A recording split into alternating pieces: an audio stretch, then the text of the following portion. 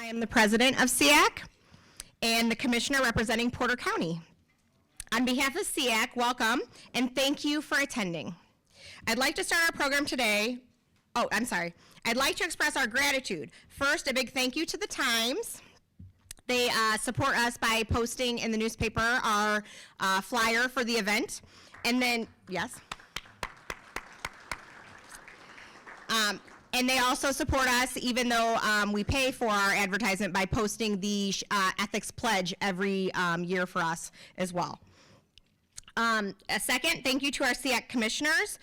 We've all worked hard to put this together, and we hope you have a great day. I would like it if our commissioners could please stand for a round of applause.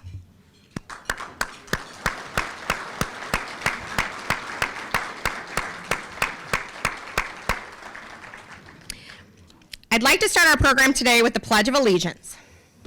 If you would all please stand.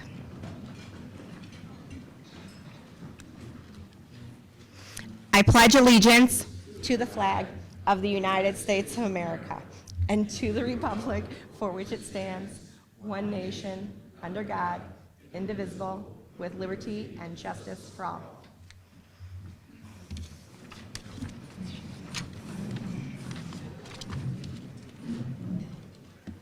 Celebrating 20 years of ethics training.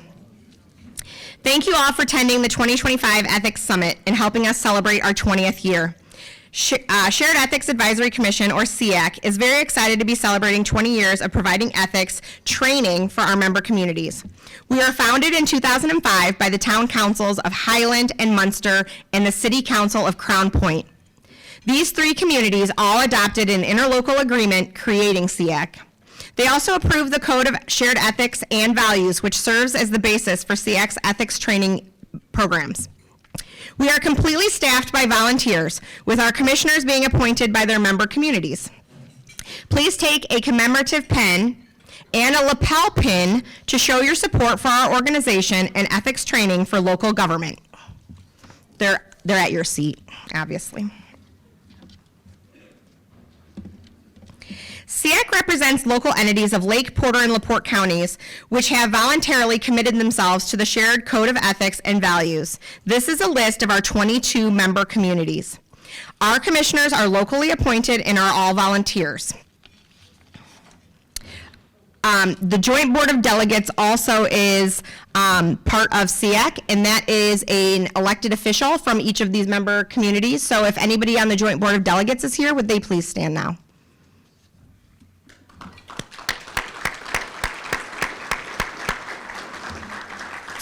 Thank you for all you do.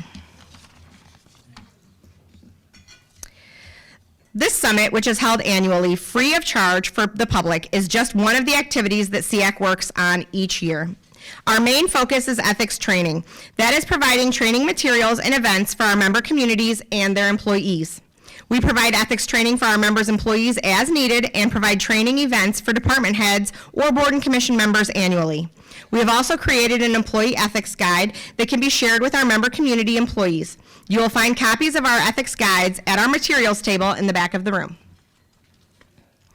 Finally, during each election cycle, SEAC asks every local candidate to sign the Candidate Ethics Action Pledge, indicating their support of ethics training and whistleblower protections. Before I hand the microphone off to Dr. Mitchell, I want to encourage all of you to help SEAC promote ethics in our local government. Ask your local leaders if your town, city, or county is a member of SEAC, and if so, say thanks. If not, ask them why and encourage them to join. Providing ethics training and awareness in Northwest Indiana depends on you. Together, we can all make a difference. Now, I'd like to introduce Dr. Marlon Mitchell. Ooh, pardon us. Pardon us, Dr. Mitchell. That's his alarm. He knows it's time to talk now.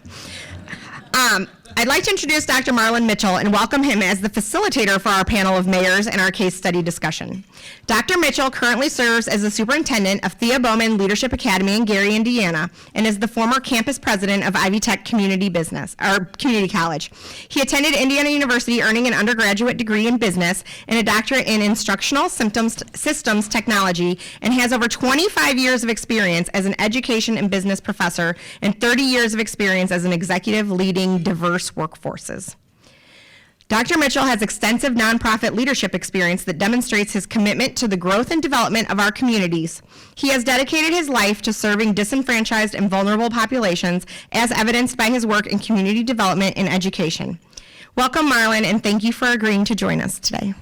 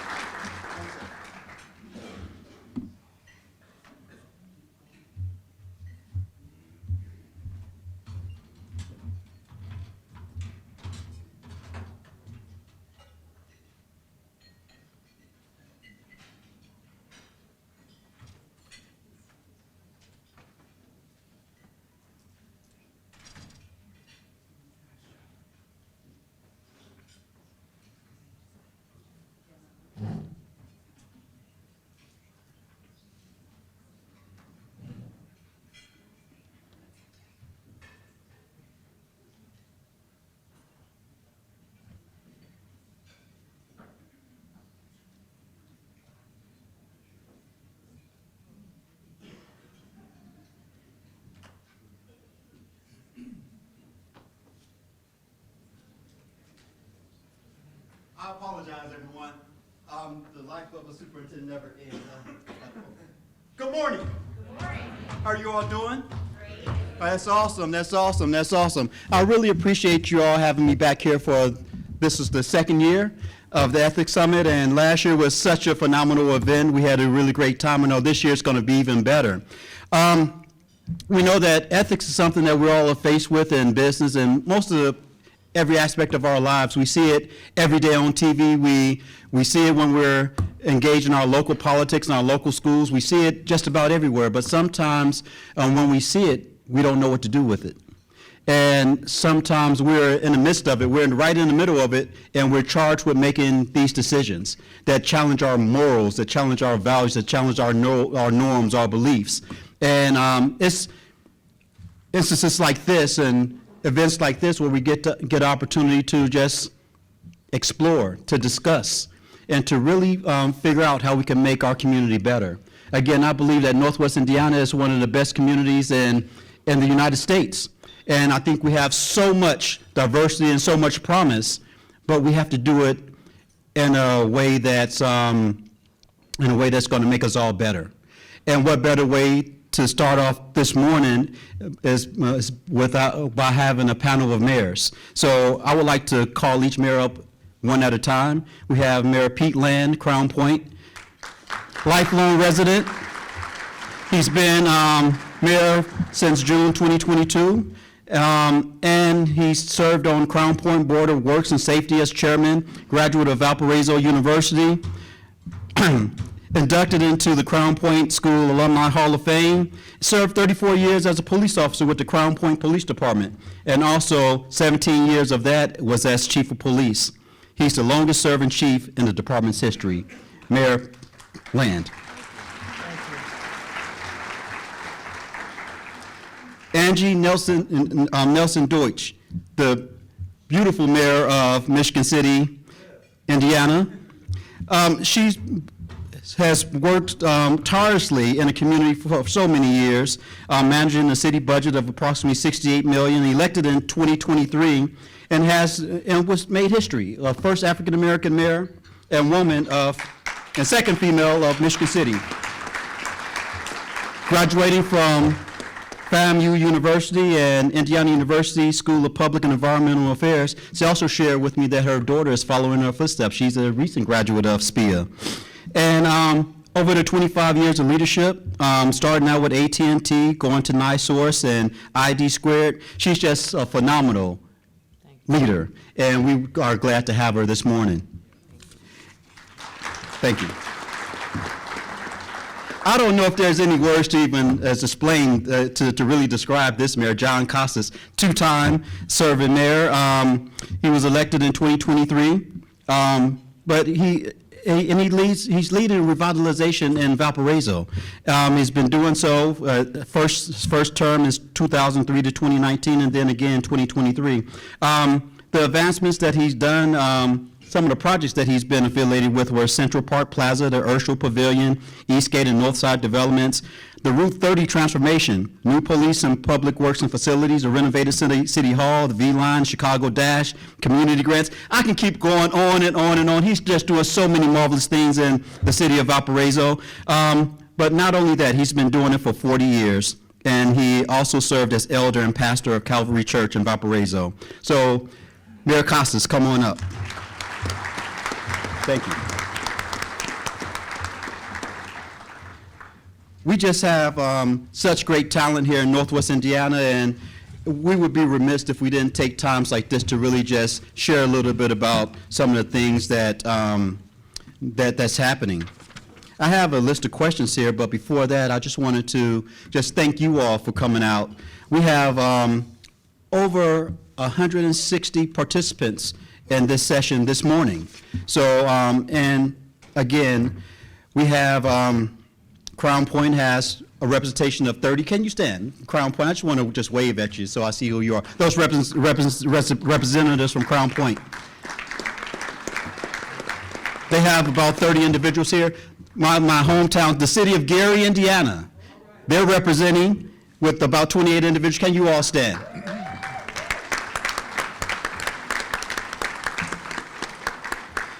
Cherville, I was talking to Miss Burns. Where's Cherville at? Can you all stand? Cherville, 28 individuals. Maryville, stand, 26 individuals. Dyer, 19. Valparaiso, 19, if you all can just acknowledge it. Porter County, we have 15. Hammond, Indiana, with Mayor McDermott, we have 8 from Hammond. Hobart, 7. Munster, 7. Cedar Lake, 5. Yeah, Cedar Lake, there you go, Cedar Lake, hey, represent. We have Hebron and St. John, about 4 apiece. So Hebron and St. John, wait. You know, and now we get into, I'm going to say, the north part of Lake County, where we have Whiting, East Chicago, Burns Harbor. We just have all those guys. Can you all stand? The north side, North Lake County. Exactly. I just want to thank you all, like I said, for coming out, and it's just a testimony to how you feel about your community and how you feel about the region that we all live, work, and play. So again, thank you all. My first question to the mayors, and I did a little cheat this morning. I asked them kind of, what do you want me to lead with? And I have 3 words: social media, public accountability, and civility. I'm going to give them all about a minute just to tell me what those words mean and their understanding, how they are really impacting the ethics and their leadership in their communities. We'll begin with Mayor Angie Deutsch. You didn't say that was going to be a lead question. Can we do, yeah. All right, good morning. I guess I have to work on LaPorte County having attendance and us joining, because I feel slighted that nobody from LaPorte County was even acknowledged. We're going to work on that for next year. So we're going to have people in the house next year. Exactly. Thank you. So let me say this. I didn't know that was going to be a lead question, but good morning, everyone. It's a pleasure to be here this morning. I will say that public accountability, I think we all understand what that is. I know that most of you work for cities and towns and government. But I think with social media, with the national politics, it's created a conundrum for the simple fact that there's no longer a Facebook jail. You know, there's no accountability online.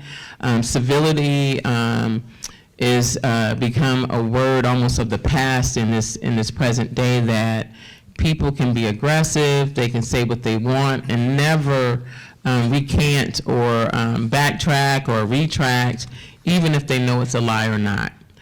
So for a public official, for us, you know, and what I share with my team is that, hey, you cannot engage in that. Don't do the back and forth. You have to hold yourself to a higher standard.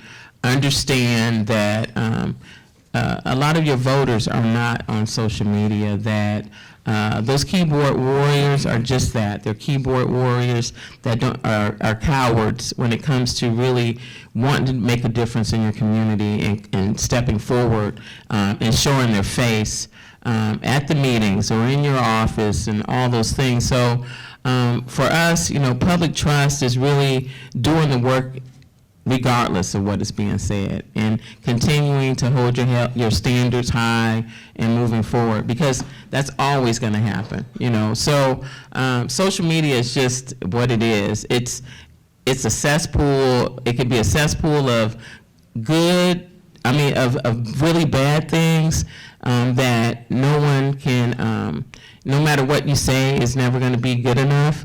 But it also could be a very good place as well.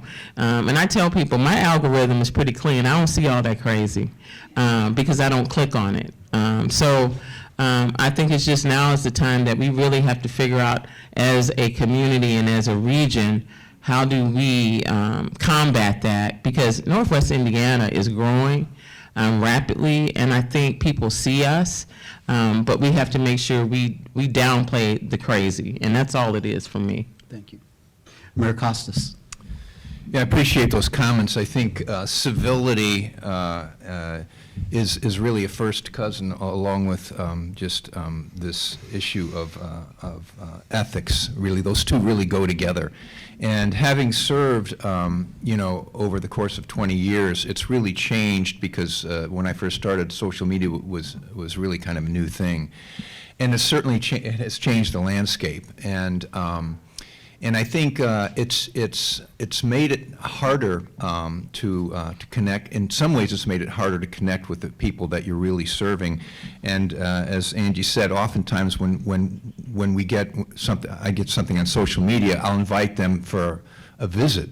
And oftentimes they just won't show up because really they just want to do it on social media. But I think we have to be careful that we don't get jaded. It's easy to get sort of angry when you get messages that just really don't have any basis in truth and are just born of really the worst type of attitudes. We've got to let that go. We can't get bitter or angry because we can become cynical, and that can affect how we govern. I was talking to Chuck Hughes recently about civility. I really think we need to talk a lot about civility because C.S. Lewis once said it's more important to be reminded than instructed. We know what's right. What's right is not rocket science, but we need to be reminded, and we need to be talking about it on a regular basis. Why? Because we drift. Because we're fallen human beings. We tend to drift, and that's why we need events like this, and events surrounded on civility, so that we can reaffirm what's really important and the things that hold us together. And I know pretty much everybody in this room gets that, and so we need to keep carrying that message and talking about it and exemplifying it. And I just want to say one last thing about Cal Bellamy, who I think epitomizes, let's give Cal a hand. My late brother-in-law, Gary Bradley, worked very closely with Cal, so I've known him a long time, and Gary had the utmost respect for Cal, and I have the utmost respect for both of those men. And the fact that he's continued to work so hard for this effort is just wonderful, and so I'm very grateful for Cal, and that's what it takes to elevate civility and ethics to a high level. And Mayor Land. Good morning. What they said. No, great comments. Yeah, one of the best parts of my job, I absolutely love being out in the community. I love talking to people. I think it's a transition and carryover from my years as a police officer, and I don't see that when I go to community forums. I host a monthly community forum. Any questions on the table, I don't see what is in the community, what's on social media. So I think the mayor comments are 100%. If you invite them, I always end every community meeting. If you have a question or opinion or concern or compliment, always reach out to me directly.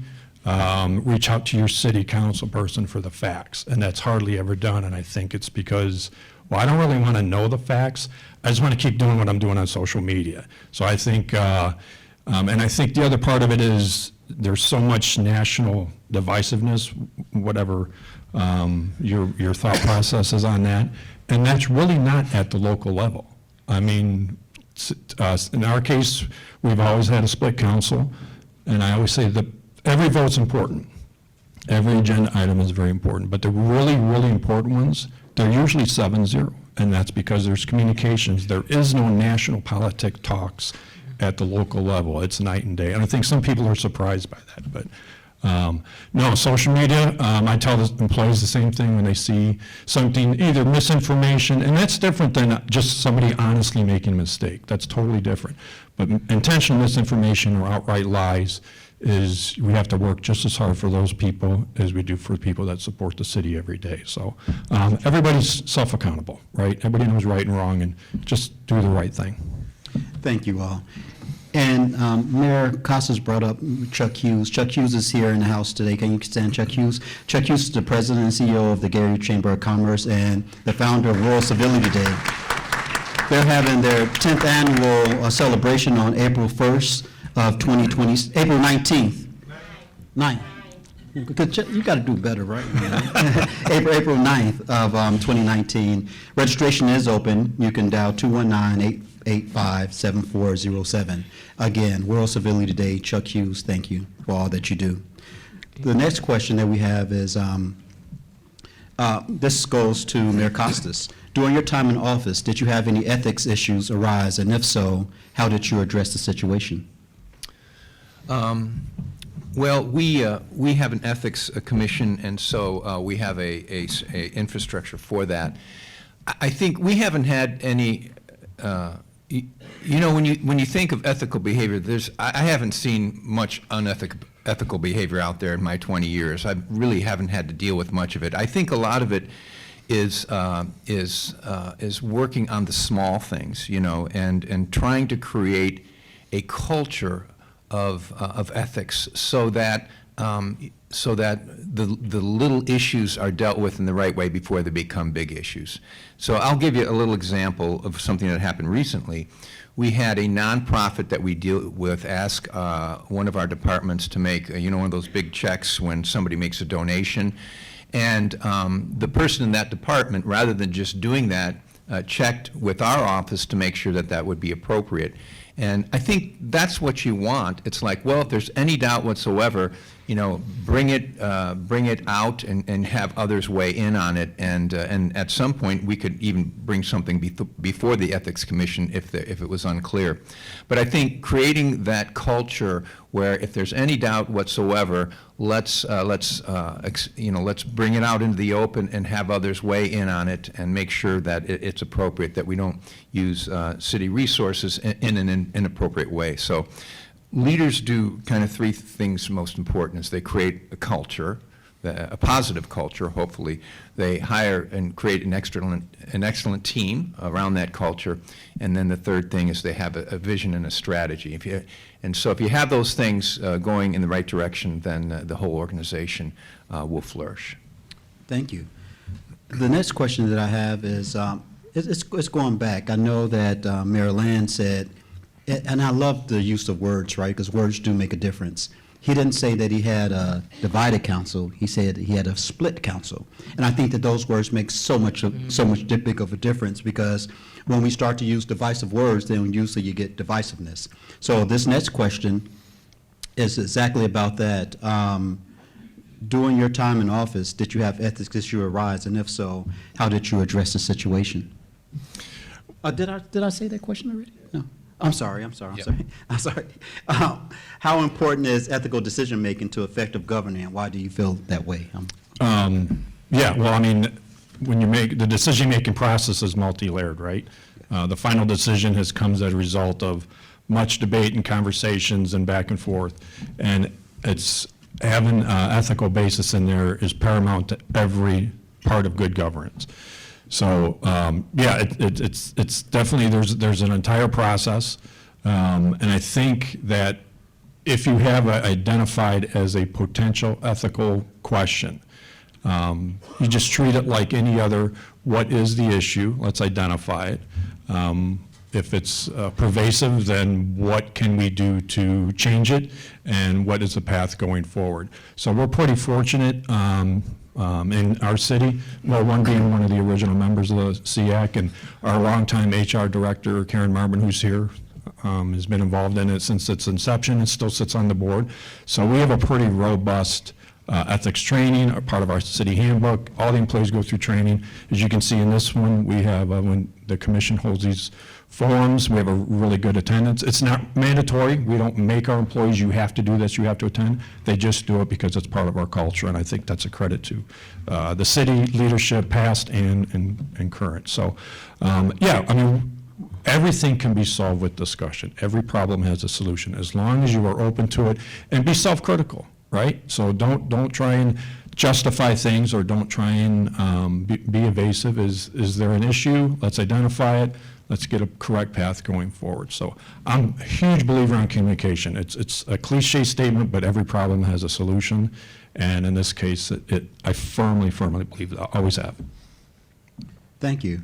You know, in Michigan City, there's just so much going on in Michigan City. Every time I pick up the newspaper, I'm seeing a new project being launched. I'm seeing developers and investment, all types of things coming into Michigan City. So my question to you is, what's the most worrisome aspects of ethics violations? Because usually when you have all this development, all these things flowing in, sometimes good people start to make kind of loose decisions. And loose decisions can end up and lead us into directions that we don't want to go. So Mayor Deutsch. What I'll say is, and I say this at every event where we have developers or have people in town, don't take me out to dinner because it ain't gonna get you anything. It's not. I keep a arm's length away from the process. We established a process while I was on the redevelopment commission a couple of years ago, where everything is vetted. We do RFPs now.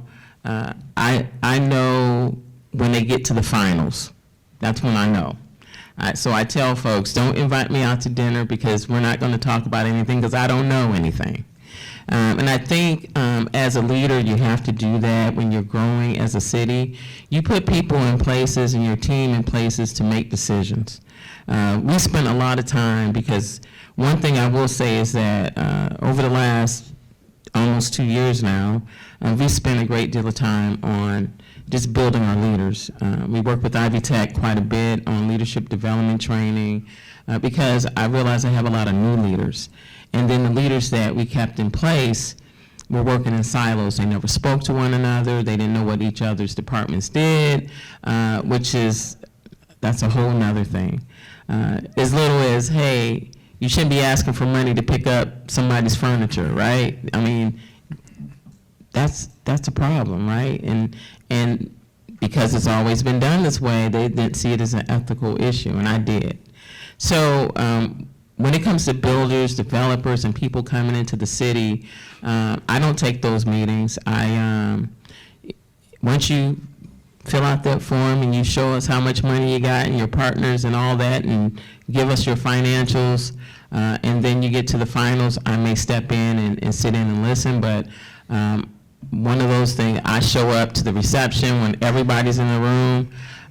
I choose not to do those meetings, and that's just a personal preference for me, because I'm just going to be frank, as a black woman, more so as a woman, I feel like all eyes are on me anyway. So why even participate? It just keeps up that level of that buffer for me out of the harm's way. The Redevelopment Commission, the Economic Development Corporation, those are their jobs. Those are their jobs, and I don't interfere. Because I could see that as an issue. So I tell all the engineering firms, before we didn't use a lot of engineering firms. I'm like, put your best foot forward and let's see what happens. And so as we've grown, I think people realize we're open for business and they have a shot now because it's going to be fair. I'm going to be unbiased. So again, I think that's what leaders should do. But you know, they have a little bit more experience in that realm. But, you know, coming from NIPSCO land, I was on the opposite side of the coin where I was buying dinners and doing different things. So I just try to keep myself shielded from that by not participating, you know, when people are bidding on things and seeing things, I don't get involved. I just feel bad, Mary Doris, because I never got a dinner from NIPSCO. I used to sit at the table with y'all, and I never got a dinner. Yeah. But hey, such is life, right? Yeah. But again, it's really important for us to really take those words to heart, right? Because a lot of times we find yourself in a leadership position, and sometimes a nice gesture can end up putting you in a bullseye. And once you get into that bullseye, it's very hard to get out of that bullseye because, again, the world is watching. I know, Mayor Costas, you said that you haven't really seen any ethics violations, but you have been serving as a leader in Northwest Indiana for over 40 years. And I just want to know, how would you personally handle an ethics situation that arose? And how do you think leaders should really address that? Now, I imagine that, I can only imagine that maybe ethics violations haven't arose, you haven't had to deal with because of the position that you take as a leader and how you lead. People probably come to you a little different than they may come to someone that's more novice in a leadership position of power and influence. Yeah, appreciate that. First, I want to comment on that, but I want to comment on what Mayor Angie said. I think that was very wise. I think one of the conundrums that we as mayors have is that we raise money for political races, and some of that money comes from companies that do business with the city, and what she is doing is exactly what we've done in Valparaiso. I do not get involved in the selection of our consultants, really at all. It's an engineering decision, and what you do is you appoint ethical people who are skilled at making that call, and you respect their judgment, and that's just a safeguard. But I think it's a great safeguard and very wise on her part, and we've been doing that. So I think that's a real important issue. And what it does too is you're empowering others. So it's just good leadership. You know, we have a strong mayoral form of government in our state, and I've always liked the word humility, because humility is not weakness, it's power under restraint and used for noble purposes. And so we want to exercise power under proper restraint, but always for noble purposes. And we also, the other thing we can exercise power is when we appoint people to boards, or we even help people get elected. We find those people in our community that are truly ethical and noble, and can create bridges of trust. I mean, really, this is about trust with our constituents too, because in today's world, we all know that there's the trust in institutions, whether it be government or higher education, or even the faith community. Trust in just institutions and leadership in general is kind of at an all-time low. And so everything we do needs to build that trust with our constituents, and there's lots of ways to do it, but I appreciate her comments on that, and we've always tried to follow that. In terms of an ethical complaint, I mean, we have in place an ethics commission for the city, so there's a process by which we would go through, and the people on that committee aren't city employees, you know, they're from the community. So we would just make sure that we followed the protocol. Whenever there's an allegation, you have to be careful, because people will make allegations that are not true, and maybe that are politically motivated or just motivated out of bitterness. So having a process in place protects the innocent, but upholds the standards of ethics too. Thank you, Mayor Costas. At your tables, you will find a sheet of paper with a QR code on it.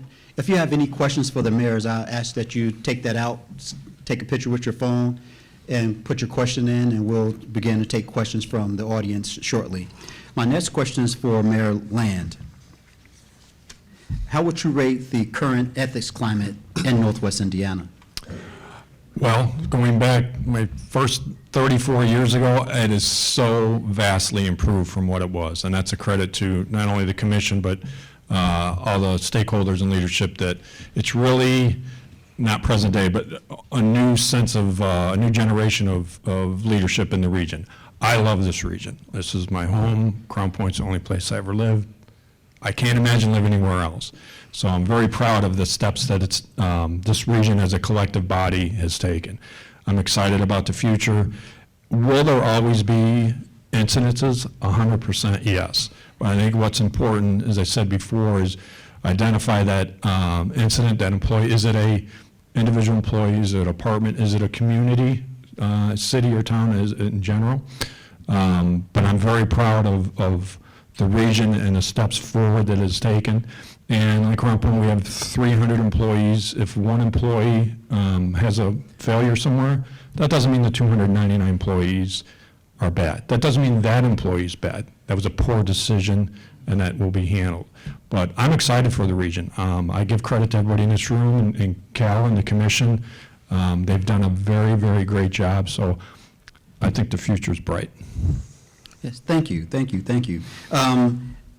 I would like for, again, this is going back to you, and actually, I'm going to change it up a little bit. The ultimate goal, SEAC's ultimate goal is helpful in establishing an ethics culture in Northwest Indiana. What challenges do you see in establishing an area-wide ethics culture? And that's to Mayor Deutsch. You said what challenges? What challenges do you see in establishing an area-wide ethics culture? Well, area-wide, when you say our 3 counties, we're Northwest so... Indiana, yes. Yeah, we are very diverse, but just going back to the first conversation, there is a hardening of how people, the openness in our meetings. I think as employees and governments, I think we all feel that we are trying to be accountable and that we can do that. But I think to flip it is, how do we hold the people we're serving accountable, give them that same accountability to not, and I don't know what the word is, because I don't see a problem with creating this. I think this is great. Seeing it live in action, I think we need more people from LaPorte County here. I don't think there's an issue with that. I think really the issue is our public meetings, what happens in those meetings? How do we become more efficient to allow the residents who really want to get things done have a say? What other, tools can we put in the toolbox for our residents versus accountability amongst us? We're all in the room already. So I don't see an issue with it for a council. I see the issue as, how do we communicate more effectively to the masses? Because when I'm having my 7th town hall tonight. People come, we answer every question that is presented. And we talk about, complaints. Complaints come in, we answer them. And I think we try to do it in the most ethical way and try to hold ourselves accountable to our residents. So I don't know what, that question for me doesn't do anything for me. I don't know what to say to that, because that's why you have SEAC. I mean, that's why we have this. I don't know. I don't have an answer really, because there's really, I don't see anything different. You answered it well. I think that all 3 of you have really illuminated this whole idea of good communication, meaningful discourse, being collegial in your discourse, having that exchange and valuing opinions and values of the person that you're communicating with. Can you share with me, Mayor Land, how have the way that you lead really fostered a culture of open communication where people are able to share with you things that's on their mind, or things that they want to do, or the process of how to go through about doing something to make sure they stay on the right side and not going over to the dark side? Very well put. For those who like Star Wars. Star Wars reference. No, as I said, I'm very blessed to have this job. There's so many positive aspects to it. I would be here all day. But I love, as I said, just being out in the community and talking to individual people. At our council meetings, we have, obviously, public statement part. It's 5 minutes, which is pretty long, but we want, if somebody has a legitimate question or concern, we want them to have enough time to express that. And that is, I love that part of it because you get so many people that have just a simple problem that it's important enough for them to make the effort to come into a council meeting. And I love being able to identify that problem and get that problem resolved for them, or at least work on it. And that's what they want to know, is my government, is my leadership being responsive. As I said, I have a monthly community forum, Mondays with the mayor, shameful plug right there. But I love doing it. We have it, different businesses, so we showcase a business, somewhere in the evening. And it's just, this is what's been going on in your city for the last month. A lot of budget talk recently and SB1 and everything, but it's a lot of here's the quality of life things that are going on. Here's our festivals. Here's what we have going on in our entertainment venue. And then field questions. We stay after. All the department heads come. And as I say, that's because in case there's a question I can't answer right there, we have the Director of Public Works, and we're going to talk to you right after this meeting. And I think people appreciate that. So it's the standoffish or we'll get back to you. No, that's not leadership. And so it's my job to kind of set the tone for that leadership style and certainly have, well, all our employees, but certainly have the city's leadership team, department head, superintendent, and so forth, follow that. So I think overall we do a very good job with that. Thank you. Anyone else wants to address that question? Yeah, sure. And we do the same thing. We have all our department heads at all of our town halls.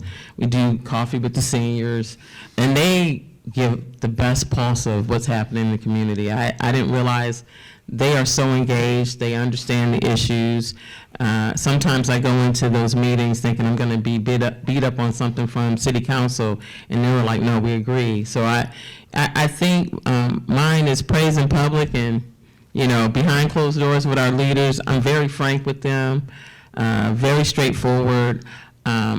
Some of you may know this, but I'm a cursor. I ask God for forgiveness a lot.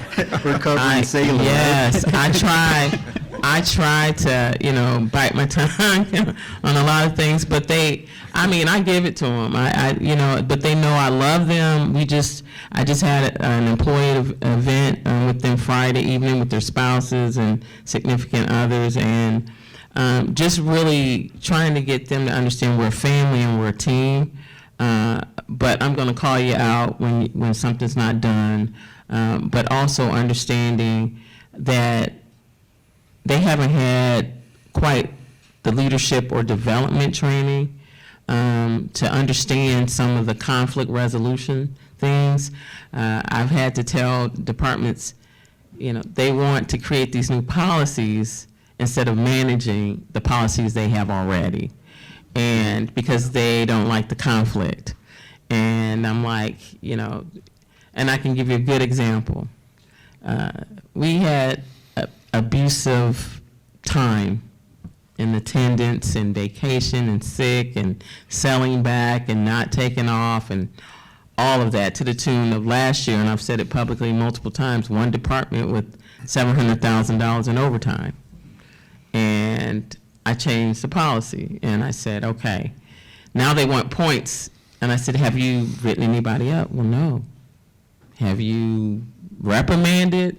Oh, no. I said, well, you don't get to implement a point system until you manage your people.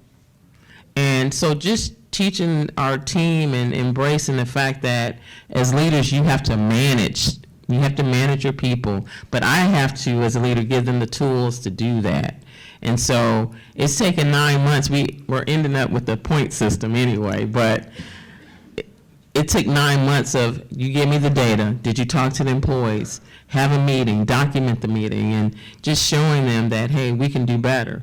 And just changing that policy last year for overtime and holding people accountable, cut the overtime in half, $300,000. We implemented that in May of last year, and boom, right in half, because it was just out of control. But that's, again, accountability is a part of the ethics decision-making. Accountability is what sustains ethics. You know, the expectation on ethics, you can't sustain it unless you have accountability. So that's really what I've been trying to do as a leader in our city. And Mayor Deutsch, all this time I thought that red that was around your mouth, I thought that was lipstick. That was blood from all the cursing you were doing, huh? Biting your tongue. You know, hey.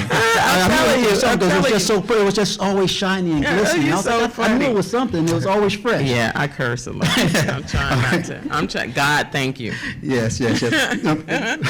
Mayor Costas, our expectations, as Mayor Deutsch was saying about the expectations of ethical behavior, is that enough?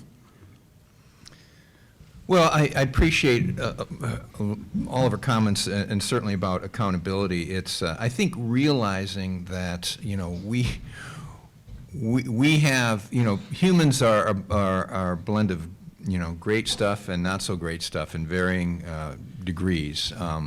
We're a mixed bag, and we have to realize that we all have the potential to do really bad things, okay? We've seen that in the world around us, but it's in all of us. And G.K. Chesterton was a great Christian thinker and theologian, and somebody, and one of the newspapers in England asked him to describe the problem of the world, you know, because the world was in chaos at the time. And he wrote back and he said, "Dear sirs, I am. Yours truly, G.K. Chesterton." And that's a reminder, you know, that we all have the ability to make poor decisions. We all have the ability to drift away from what we know is right. Realizing that and helping our people realize that we're all vulnerable, and together a culture holds us all accountable. So that's why we need each other, and that's why we have that culture, because the culture is that fabric, in a sense, of values that when we're tempted to slide, it's what we remind each other of. So in that case, that's why I think it's important. And oftentimes, culture is, again, one of the top 3 things a leader does, but there's lots of little ways to remind people of the culture. You can remind yourselves of the values. If your city has values, you're always talking about values. You know, we're honestly accountable or boldly proactive. Those are a few of our values. But so I think, you know, again, building that culture, realizing that we are all vulnerable people and we need each other, and we need that culture to hold us accountable, and we celebrate that. And when we're wrong, you admit you're wrong. You know. And if you're mad, it's you can still love your people and cuss at them. I think that's, you know, they know that, they know you love them. You just use different words to express that sometimes. But I think it's, you know, really loving the people we serve. The challenge these days is, I mean, while we have a social media presence for the city, and we're always striving to improve that, it's hard to communicate because there's so much out there in terms of information overload. If I was on social media, it would just take the wind out of my sails, because, you know, it's really sort of, there's a lot of negativity, and what it's done, it's given a megaphone to negative people. A lot of these people aren't really even engaged out in the community, but they're behind a keyboard, and they're warriors, and they've got lots of opinions, and of course there's a lot of divisiveness, there's a lot of reasons. And when I give my civility talk, I talk about the 10 reasons that divide us. You know, we need to know, you know, whether it's algorithms or whether it's national media, the things that are causing us to sort of silo. So we need to be talking about those things. We need to. I think it's great that, you know, the face-to-face meetings, answering questions, because those are the people we really serve. Those are the people that really matter and are engaged in your community. And let's try to empower them and their voice in as much as we can. Okay, thank you, Mayor Costas. So if I heard correctly, if you love someone, you should cuss them out. No. I didn't say I curse people out. I'm just asking, right? Just point of clarification. All right. Mayor Land, seeing that you've been in a leadership role, public figure for over 40 years, right? And looking at what SEAC does. Right now, SEAC is limited to just providing ethics training. Would it be helpful if an Inspector General type position would be created perhaps on a countywide basis, to investigate and recommend remedial action when ethical issues arise? Well, first of all, I would be open, and I am open to anything that promotes fairness and transparency and communication. And if that would be the avenue that would achieve those, I'd be all in favor of it. I think if it's done the right way, I think, when you have those circumstances, in fact, if you look up the code of ethics for this commission, that could be your Bible for your community. I mean, they're rock solid, they're all-inclusive. But if that would help promote transparency and fairness, creating a position like that and interacting like that, I think the big thing is, kind of goes back to one of the previous questions, is it has to be people and communities have to participate, take advantage of this, and that falls on the leadership of those cities and towns and communities. And that leadership changes, right? Same leaders sitting in this room or are out there now, in 5 or 10 years, they won't be the leadership. They'll have a new crop of leadership. So that's the method that those communities have to have a systematic system in place, that when leadership change, that remains in that core belief system and how you treat your community and how your employees treat your community. So there's kind of a roundabout answer, I know, but so if that was a path and that would help promote transparency and fairness, I'd be 100% for it. Okay. Mayor Deutsch, you want to? I would say that I would support it, but it would have to be whoever selects that person, like countywide, it would have to be buy-in from all the communities, because all of our communities, whether it's the city versus the county, we all don't agree. It's just what it is. We don't agree on anything in most cases. So for something like that to happen, you have county government, you have 2 cities, then you have multiple towns. That would be very hard. I think that me as a leader, I would want something for the city.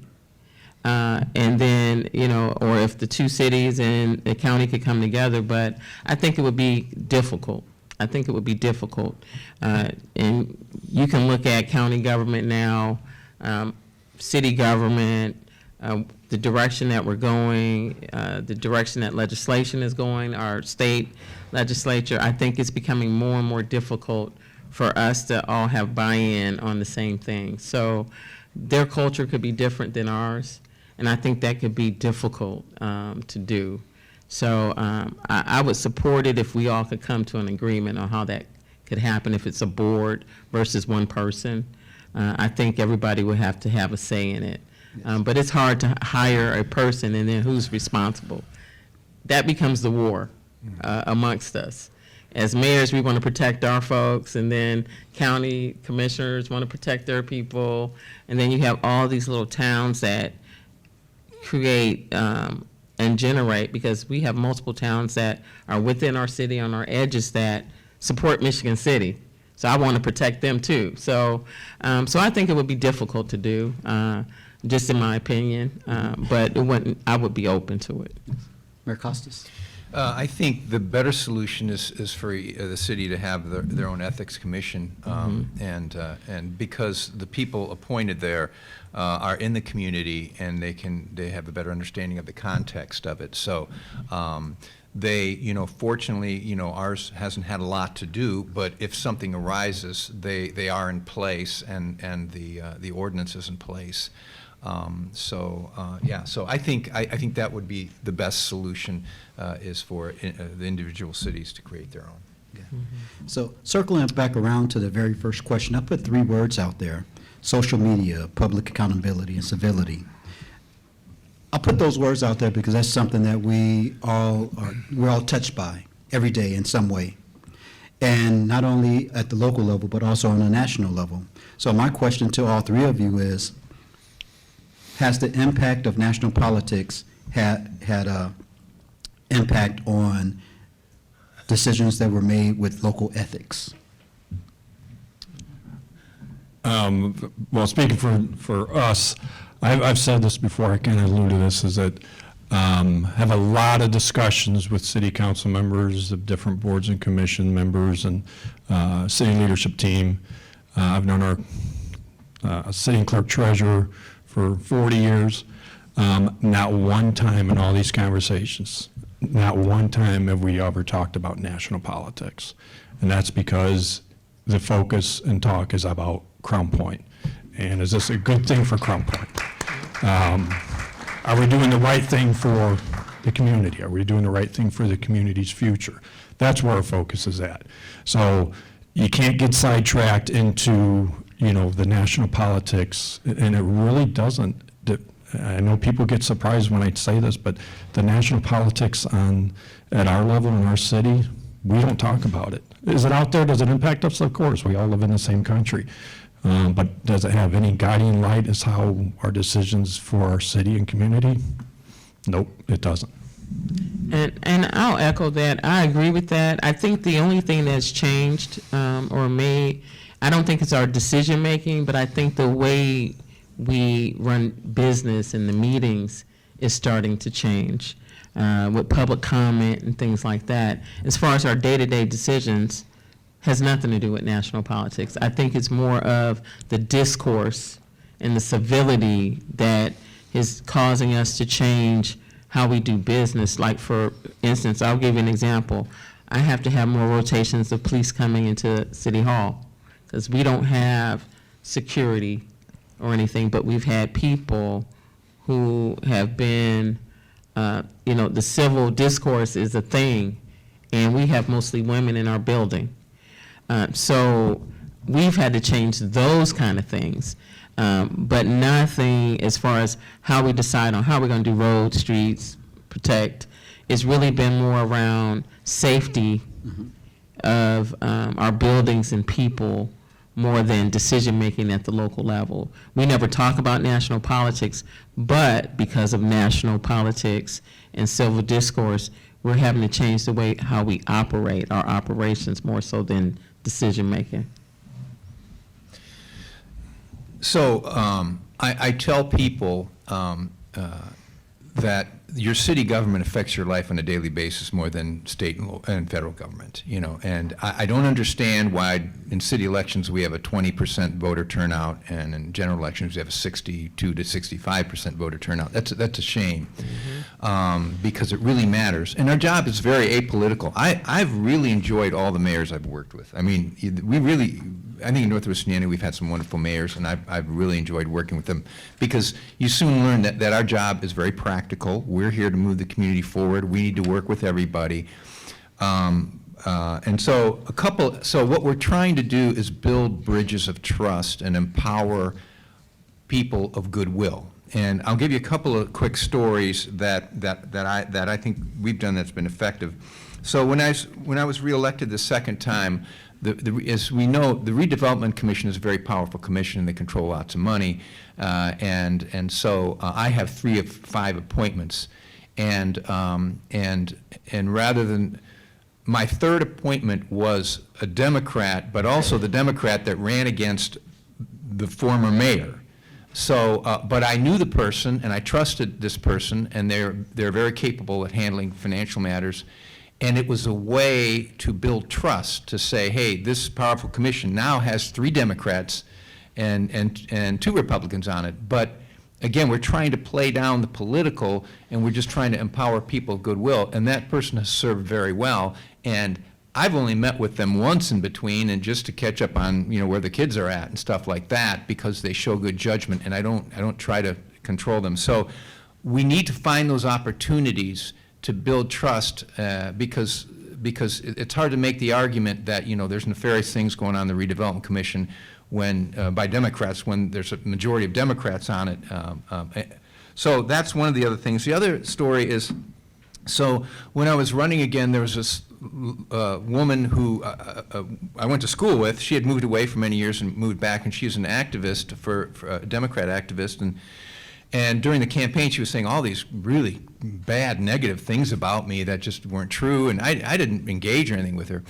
But she's involved in organizing the protests, and she had issues with the police, and we have a very ethical police department. My chief is here, and we talk about that all the time. That's very important, having a very professional and fair. And we treated her with the utmost fairness, and we worked with her and been able to really turn her around. She's seen that we're not going to use power in an inappropriate way. We're going to treat, even if you've maligned us on social media, you have every right for the same level of service and respect as anybody else. And if you do that, the good people will come around, and then you've built that bridge to where you can work together, and that bridge is that fabric that I think keeps communities strong. I agree. Thank you, Mayor Costas.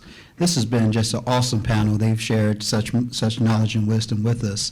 You know, the one who's been with the SEAC for such a long time, probably the reason that we are here today is Mr. Cal Bellamy. And I think that I would be remiss if I didn't save the last question for Cal. So Cal, I'm going to bring the mic over to you.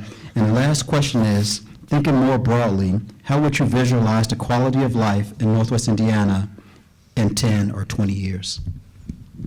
So think about it as I come to you.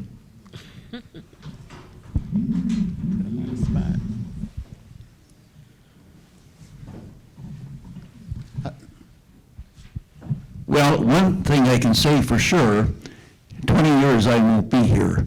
But you know, over the time that I have been active in the community, I have seen, I think, a dramatic change in the way people engage. Yes, we have a little bit of negativity right now, but if you get past that, the idea that our three-county area can work together and make it more prosperous by working together, I think we've got that.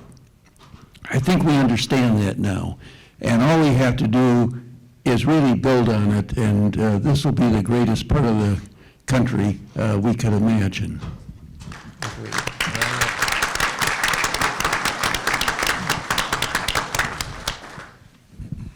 All right, now it's time for the audience questions. Yes. You have cards? Yeah, there's cards there also. If you want to write a question on a card, and I can come pick it up as well. Okay. First question is it ethically okay to withhold grant money from a nonprofit that supports marginalized folks because our president doesn't want to support DEI? That's kind of a... So what we're talking about is, I'm going to just reframe it. You heard the question. I'm going to reframe it a little bit to make it more palatable for this audience. Is it ethically responsible to withhold money because of a personal view standpoint, a personal view, for personal reasons? So, first of all, for a grant, they said for nonprofits. Like, for instance, we're in the middle of, I'll just give you an example. We we just received all of our applications for opioid distribution money, and people had to put together a proposal. I don't care about the national politics. There's a need and a service that needs to provide services to our community, and our grading scale is based on the proposal and the merits of the proposal and how they're going to impact our residents. Has nothing to do with what color they are, what age they are, or anything. It's about, prevention for our youth, prevention for, how do we help those who are in need, and how do we reconnect our homeless populations to their families that aren't local. So it has nothing to do with national politics. It's really about what is the result? What is the end game, and what are we trying to do? I think DEI became a term. We were doing this work, and I worked in nonprofit agencies. We were doing the work before they named it, and we're going to do the work even if it isn't named. Again, I don't think it's one of those things where we would withhold something because of national politics at the local level. It's really about the needs of our community. I don't see it any differently than what you said before. It's like you're going to help whoever, regardless of what their politics are. Thank you. I have another question is, How do you get public officials to engage the public and hold to ethical values that answer the public's desire to get answers and solutions? You vote, right? So if there's an elected official in there that is doesn't feel like they are accountable, answerable, then you go to the polls on voting day and you vote. All you can do, and I don't know why you would get into this job if you don't like people. It's kind of a big part of the job. And that's people that 100% agree with you, and that's people that think you're the worst thing on earth. But like I said, you can't pick and choose who you work hard for. You know, there's not, we got a population of 35,000 people. It's a mixed bag, but that's great. I think that's awesome, and that's how our council and our boards and commissions, my appointments as Mayor Casas, I'm all over the map with my appointments, but I know they'll do a great job for the city. Do I tell them how to vote? Never. Vote how you want. You vote them out. Okay. This question is, SNAP Gap is creating elevated food insecurity in real time. How can mayors center ethics that address community basic needs?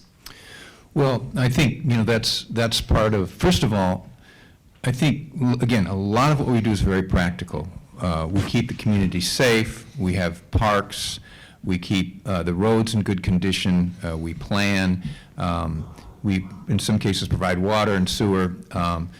If we do those well and stay focused on those, we do those well and efficiently so the tax burden doesn't become too great, everybody wins. So we have to stay focused on the basics. Now, there are specific needs in each community, and part of the council and the mayor is to try to identify those needs. We had the need for a homeless shelter, and so we used city land and some city resources and built a large homeless shelter that's in operation now. That's just one of the many needs. We have nonprofits that are building housing that is attainable housing, that is under the market housing, and we'll work with them in every way we can, sometimes help fund some of those things. So it depends on the need of each community, because we are our brother's keeper, and yet at the same time we got to realize that most of our time and energy is focused on our statutory duties, and let's do those really well, and if so, we'll build strong communities. As far as SNAP, you're talking about SNAP The benefits? SNAP Gap. Yeah, so tomorrow I've brought together all of our food pantries, our farmers market. We have a meeting in the morning, and it's really to figure out, where can we fill the gap for the 12, we have 1,200 families in our zip code that receive SNAP benefits. So, how do we do that in a way that supports an increased population if necessary? So we're meeting tomorrow. So I see mayors as conveners too.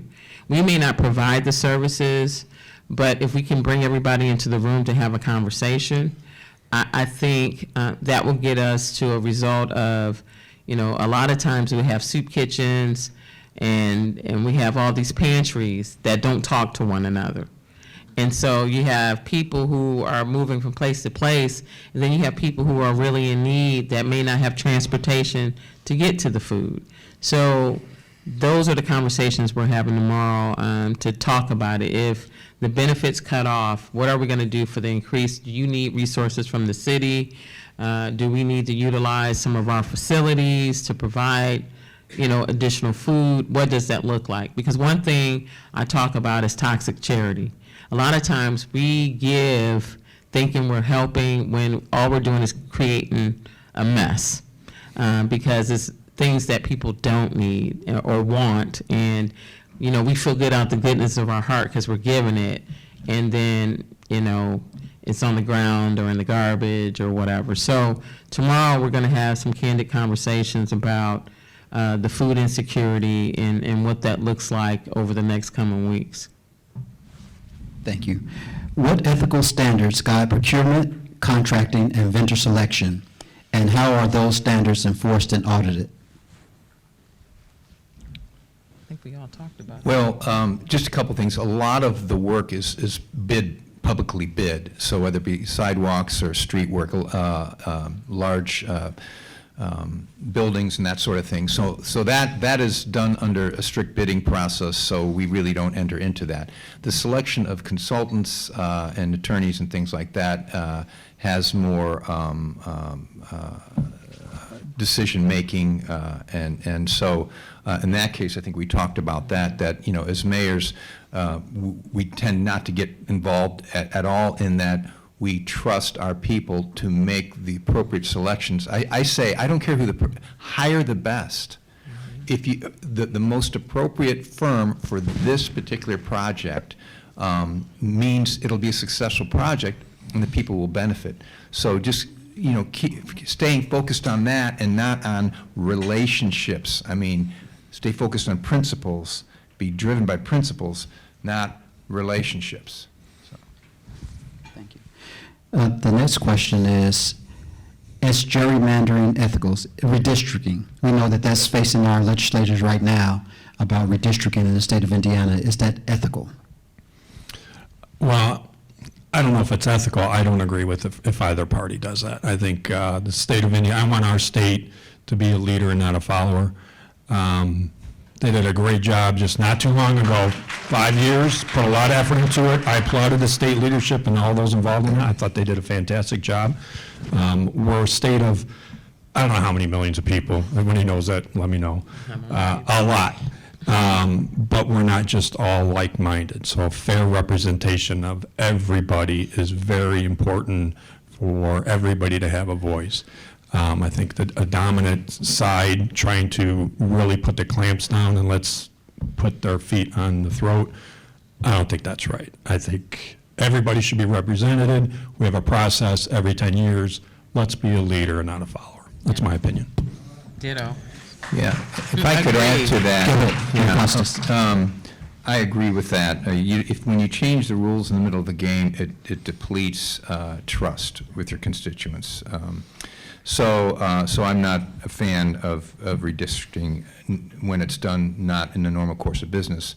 Recently, in fact, our council approved an ordinance that creates a citizen committee for when we do district, which is in another 5 or 6 years. And actually, last time we engaged citizens to draw the maps and to help us in the process. In this case, there's a more formal that Councilwoman Domer championed, and that was enacted at the last council meeting.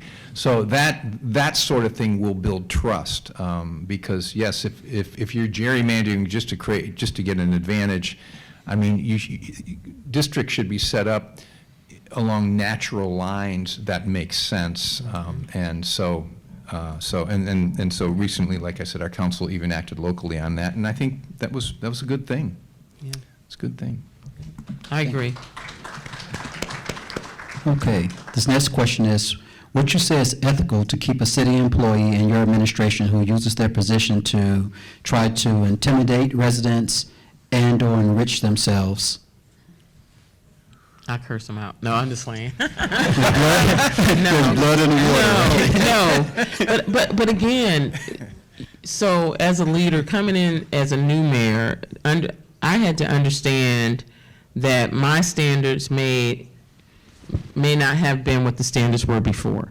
So it was important early on to have a lot of meetings. We met a lot. Our leaders met quite a bit. We met individually with the departments, because if something has been done historically over time, it becomes normal for them and normalized. Not saying it's right or wrong, but it was up to me to make sure they understood what right or wrong meant for me. And like I said, one of them was just the simple one is garbage. Someone called me and said, hey, I was in the grocery store, and one of your garbage guys said, hey, don't call the phone, just call me on this number and I'll come pick it up. Just give me a few bucks. I was livid. And I called the leaders in. I said, listen, this is the word on the street. I need it to stop today. Let them understand this is their job that they get paid for, and that they will be fired immediately if this happens again. And you have to set the tone But though it was a lot of those little things, you call off on this day, I'll call off on this day, and then you'll get overtime on Saturday. I mean, those things were happening. And it was just a whole year spent trying to change, and still into this year, because we're still dealing with it, culture. Building that culture of accountability is a hard thing when every department did their own thing in silos. Everybody had their own policies that were unwritten. They had all these unwritten rules that we're still finding out about. And you know, spending time with HR, having lunch and learns, we're doing a lot of that now. Lunch and learns, you come bring your lunch in, learn about this, this, and this. But it's still taking time. But yes, we've terminated a lot of folks. We've given people the benefit of the doubt, you know, and I'm just like, that's fraud. I had to just say, that's fraud. You can't say you have all this comp time and go to Europe for 3 weeks and not use any time. That's fraud. Those are the kind of things that I found myself facing as a leader. So we have to be steadfast, and people have come back and sued us, and we won because we documented everything. And it's just, we have to really, but I do believe in second chances. Once you correct someone, they should have the opportunity to fix what they've done, unless it's just that egregious that you can't. But my thought is you give everybody second chance, because they can say, well, such and such did it, you know, and nothing was done. And so as a new mayor, I have to, you know, really look at it from, give them the opportunity to correct, to, you know, take a corrective action measure, and don't let it happen again. But at least it's documented now. Northwest Indiana's finest transformative mayors, our own CDL, Costas, Deutsch, and Land. Thank you. Thank you. Any party words? Did a fantastic job as the moderator. Yes. Thank you. Thanks, Doctor. Ethically sound. All right, we have 5 minutes to take a break for a little bit. We'll be back at 10 o'clock to start the rest of the session. So we have about 5 minutes. So do take some time to stretch your legs, and see you back in 5 minutes. Yeah, and you know you can't change your culture. Yes. You know, but, There was a lot of. but you're doing it. You're doing a great job.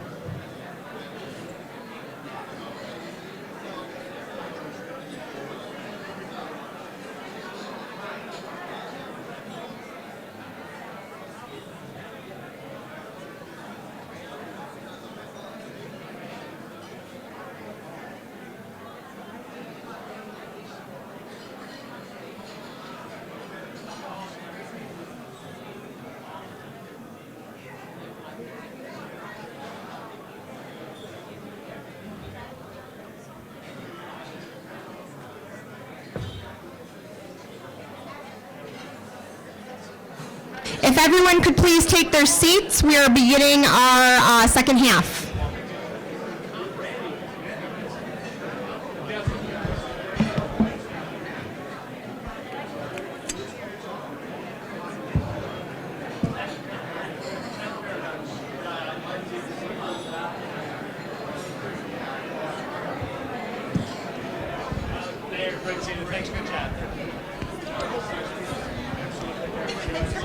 Oh, sure, my privilege. Thank you for. If you have any train the trainer people who want to come, we have that event.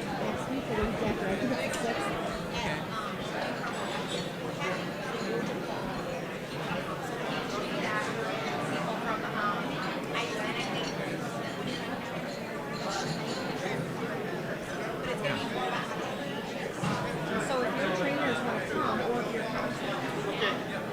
look at our website and then the internet training and that's what this training is. That'd be good. Yeah. Make sure that you get people there and then help train. The whole point of our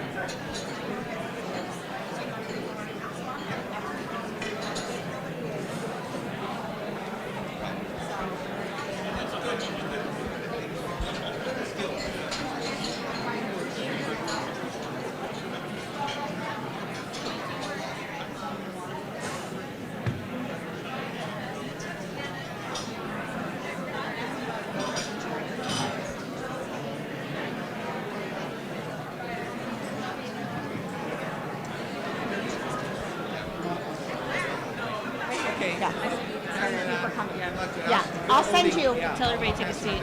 Okay, thanks. Tell everybody to take a seat. I did. I already Tell them did. again. Yeah. All right. All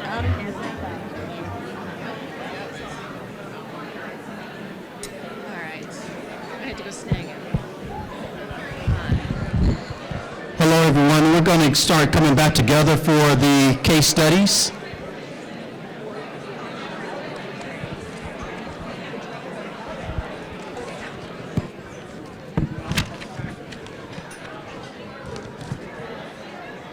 If we all can start to get settled down a little bit, we're going to move into the case studies.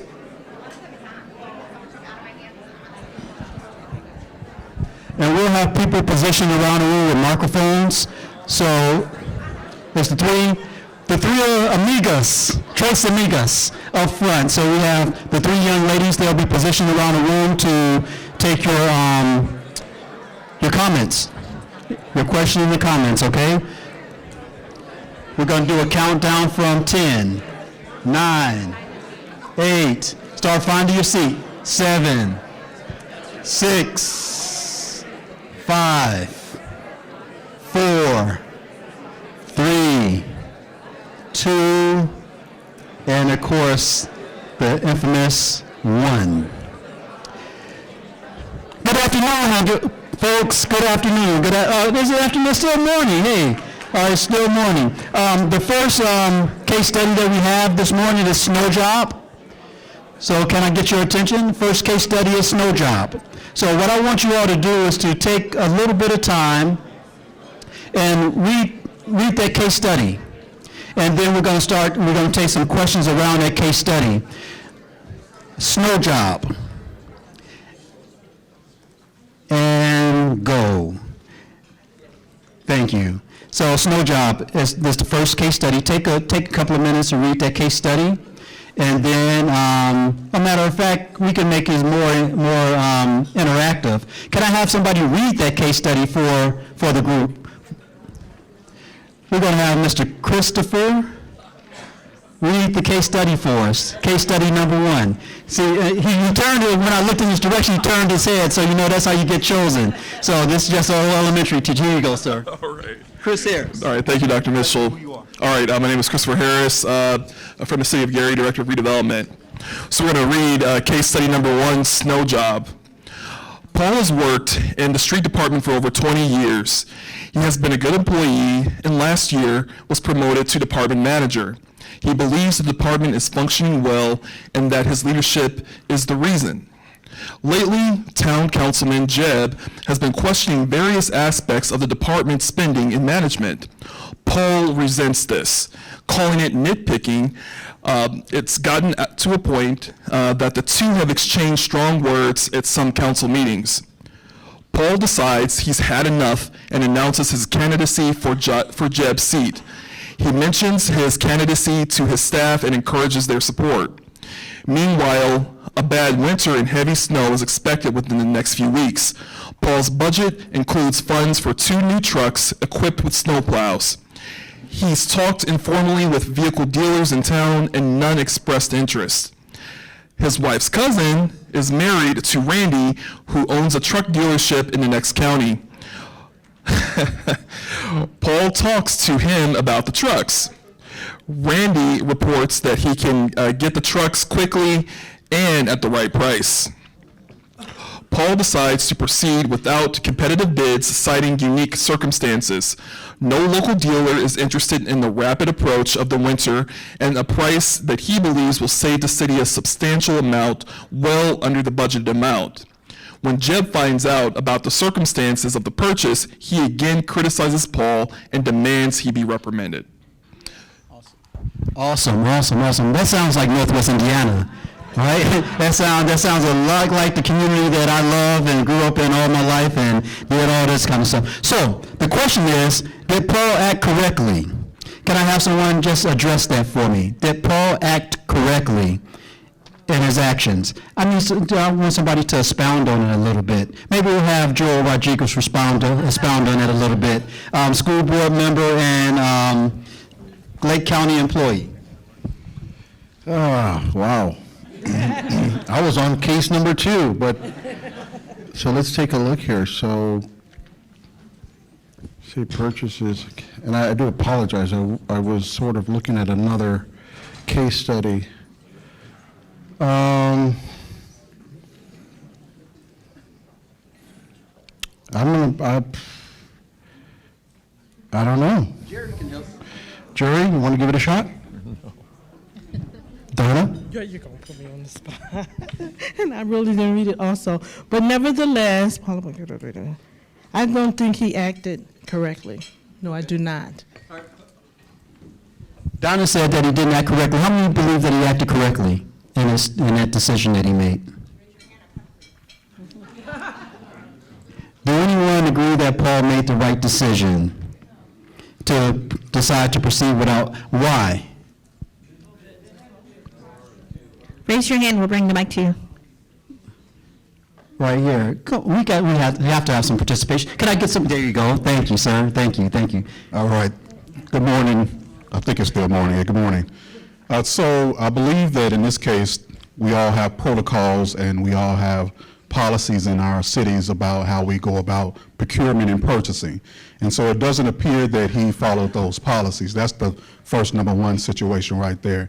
It appears that, and I use this when I'm teaching ethics at the academy, he has the Batman Dark Knight syndrome. He might have very good intentions, but the way he went about doing it was probably very much improper. Yeah. And some people say that he solved a problem for today, but it can lead to a lifetime of heartache. So what's that lifetime of heartache that can come from this? It could have tremendous financial ramifications for the city. So anybody want to talk about that? That decision that he made to get snowplows at a deal without following the procurement policy, as what's your name? Chief Cannon said. I have someone right here. Yes.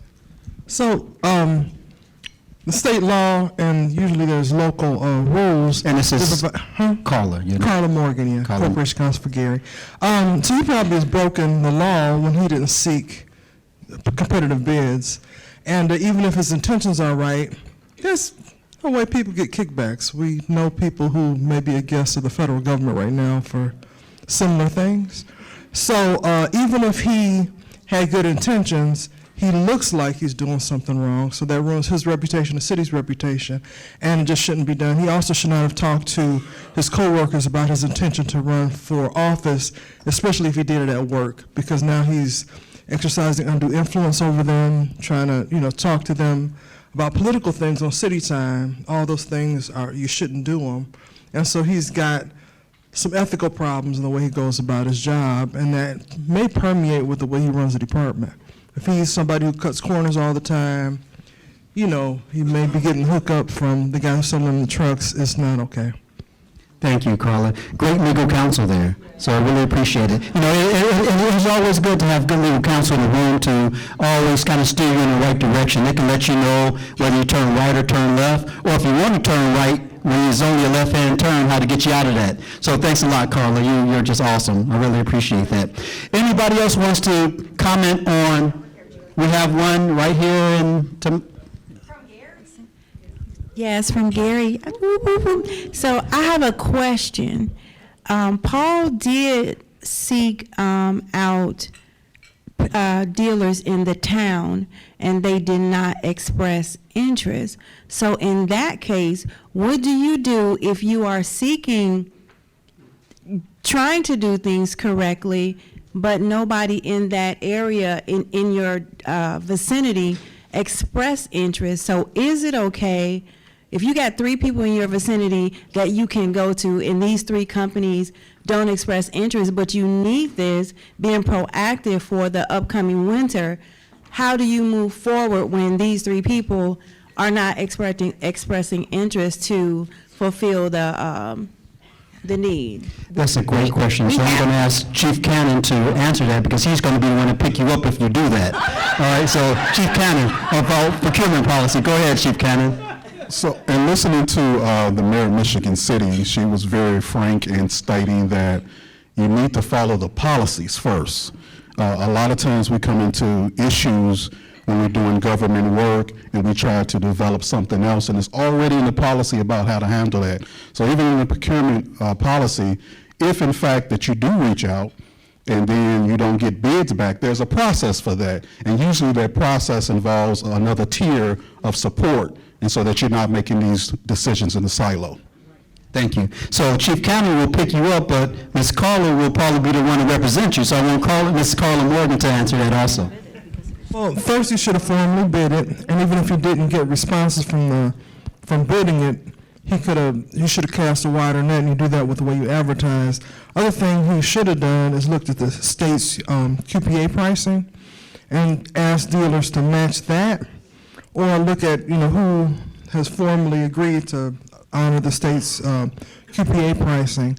And so there's a few things he could have done to address the fact that the local dealers didn't want to bid for it. Somebody wants to bid for it, but you just got to cast a wider net. And I would say, even if he was the only bid, let's say you put it out there and this is the only bid, you still need to notify your council or your clerk treasurer or whoever that there is a conflict of interest. You need to remove yourself from the vote, and they still need to discuss it before they just move forward. Okay. Is that true, Carla?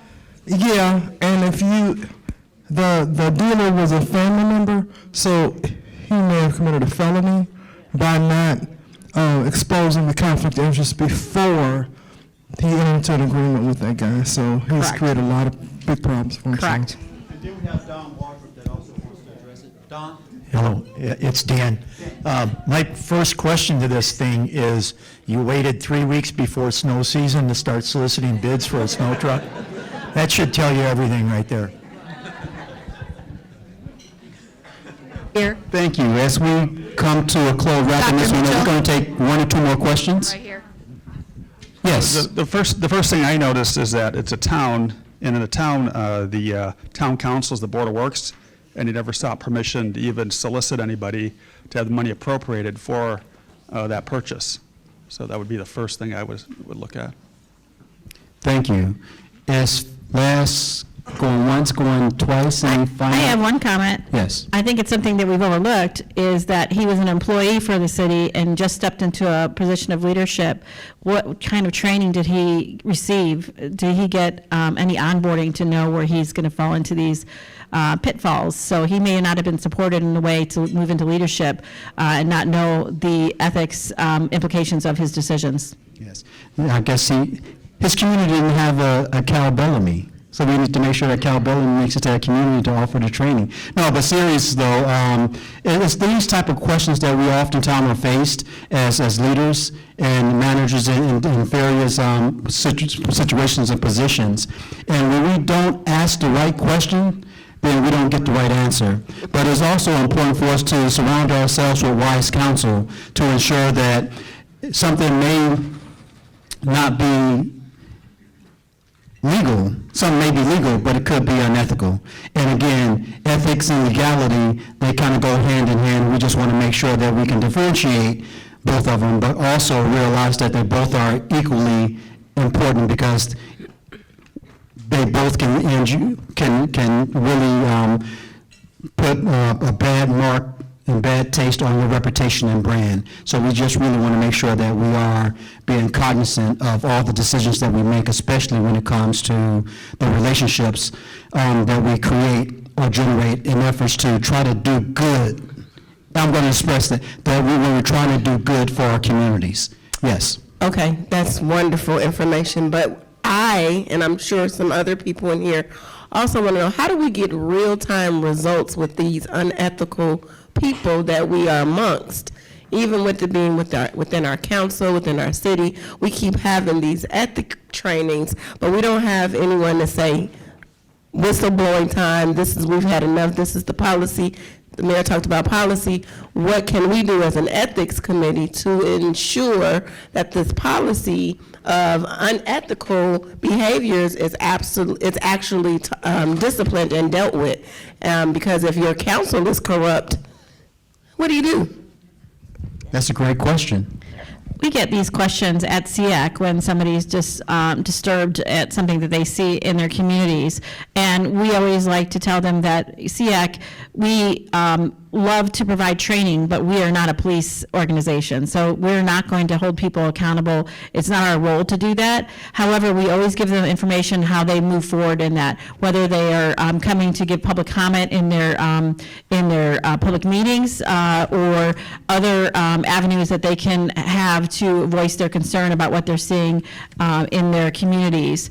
But I think it takes some self-policing in the communities, the leadership of the communities, to create a culture that makes sure that those situations don't continue, and you set a tone in your community so that there's a way for the correction to be made for individuals that break your ethics violations. Yeah, so that's one of the things we ask all of you here who are from communities is to go back today, figure out what your process is for your employees to make a ethics complaint, and if possible, to do it anonymously. It's very important. And then what happens after that? I heard the mayor of Valpo talk about they have an ethics committee, so they clearly have a process, but what is your community's process? That's what SEAC cannot do. We cannot take the complaints, investigate them, and take action or even recommend action. That's not what the communities that our members have asked us to do. So I would ask all of you to go back to your communities and ask that question. What is your policy for people to share an ethics issue, investigate it, and then follow through on it? Go ahead, sir. And just a final note, as we talk about this snow job story, you know, Paul's been around for over 20 years, and I think one of the mayors said it correctly when he said, the vote is the most important thing. So if you know that somebody is unethical, why is this person still in that position? Why is this person still being elected? So the vote is the most powerful tool that you have in terms of removing somebody who you might feel that's unethical. Thank you, thank you. And I just love quiet corners, and I have a quiet corner over here, so I'm going to ask someone from my quiet corner to, let's begin to unpack case number 2, tree hugger. So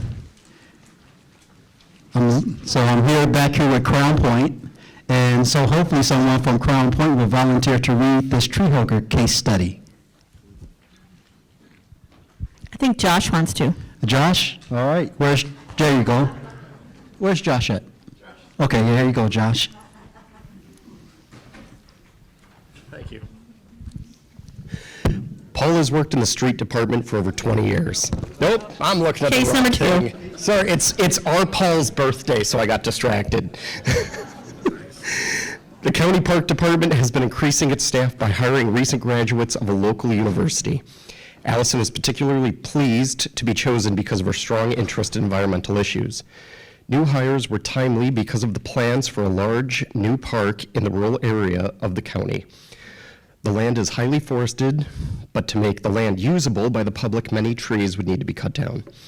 Allison is aghast at the idea of destroying so many beautiful trees. She joined in demonstrations at the county government center on the evenings the county council met.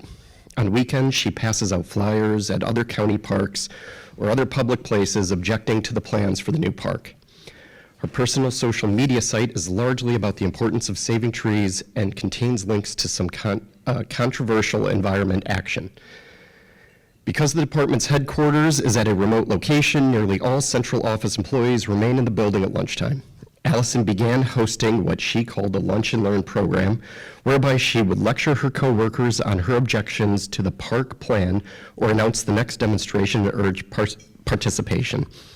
Some employees objected to being a captive audience for Allison's lectures, but the department head does not want to get involved and tells the complaining employees deal with it. Meanwhile, at the department's recent budget hearing, several councilmen expressed concern about these repeated demonstrations and Allison's leadership role, one member demanding she be fired or else. In response, the department head decides to move Allison to the department's most urban park to oversee the athletic program there. He orders her to focus on athletics and leave everything else alone. Thank you. Awesome. So the big question here is, was Allison's behavior proper? And was the leadership response appropriate? And do you see any ethical issues? Do we have any folk in here that are environmentalists or that's, I want to make sure before we leave this question that I get your response. Okay, so opening up, who wants to address the question, was Allison's behavior proper? Yes. Well, just to say that, yes, environmental issues are important, but there's a proper place to do everything. And you should definitely not try to coerce people by gathering them at a point where you normally gather. So it's when you're on your job, give your job their time. If the director say, hey, we're going to set aside time, that's a different thing, but no, you should not try to capture anybody's opinion or get them on your side just by holding events at a time where people gather. Okay. Was the leadership response appropriate? Chuck Hughes. I have some comments that might be a little bit different. I think the biggest problem was whoever selected Allison in the first place to be an employee in that position. They should really know what her positions were relative to this issue. I think also if we look at the rule of the Constitution and such or whatever, Allison had every right to express her opinion. I think those in attendance also had every right to either ignore it, don't listen to it, or whatever the case might be. I think that the department, again, if you're in this rural area and you're in a confined space and Allison has the right to exercise her First Amendment rights, then you do that. Now, if Allison was in a position where she was, because of her leadership position, was demanding that people sit and be attentive and hear that, then I think that was sort of a violation. But I think the problem stemmed from and that happens in a lot of places. You put the wrong people in the wrong places for the wrong reasons, and that's what you get. Yeah, there is tons of literature is written about having people on a right seat on a bus, and there may be one where there was the wrong seat, but I'm not going to comment. I'm going to ask Dyer, someone from Dyer to comment. Mary, can you share with me about some of the ethical issues that you saw in this case? There are actually two Marys on the Dyer Town Council. Thank you very much. What I'm looking at is a real problem in how we make our choices. And who makes those choices? Is it somebody from the town council, or is it somebody in management, or is it a department head? So I think it's really important that we stop and look at who we are choosing to make the choices. So, thank you. Thank you, thank you, thank you. Anyone else wants to comment? I haven't heard from Hammond today, I don't believe. I got somebody here. Yes. Oh, you were right behind me. Hi, Valparaiso over here. I've got a soft spot in my heart for Allison, so I'm working through my ethical dilemma in that, where Allison, in her background, feels like she is doing the right thing, but knowing then, and I think maybe what was just said of like, maybe she was a bad hire, but we don't know how she is in the rest of her job. Maybe she's really good, but she doesn't know where to put this maybe controversy. And I think people struggle knowing, like, when is it a time to be an activist and make changes, or when is it a time to be doing your job? And it seems like she's blurred the line a bit on that. So I think having a leader that can walk through that with her and say, like, hey, you might not be able to make decisions, and you've been a little too on this side, and you're kind of compromising the whole thing you're working towards. So if she's right out of university, she's in a weird spot. I think that direction from leadership or a group like this to help walk through that before you get too far in, and all the work that you thought you were working for is then compromised by your maybe more activism leaning side. Thank you. And I want to hear from council. Oh, go ahead.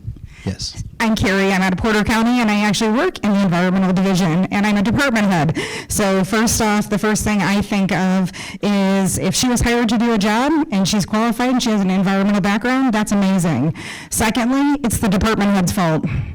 If she is an employee and you're at a council meeting and you are not representing your department, she's a resident of that community. So she has a right to protest. She has a right to be present and do what she needs to do. Her social media page, that has nothing to do with our employment. Now, if she's doing the social media page for her department, that's an issue because you can't take either side.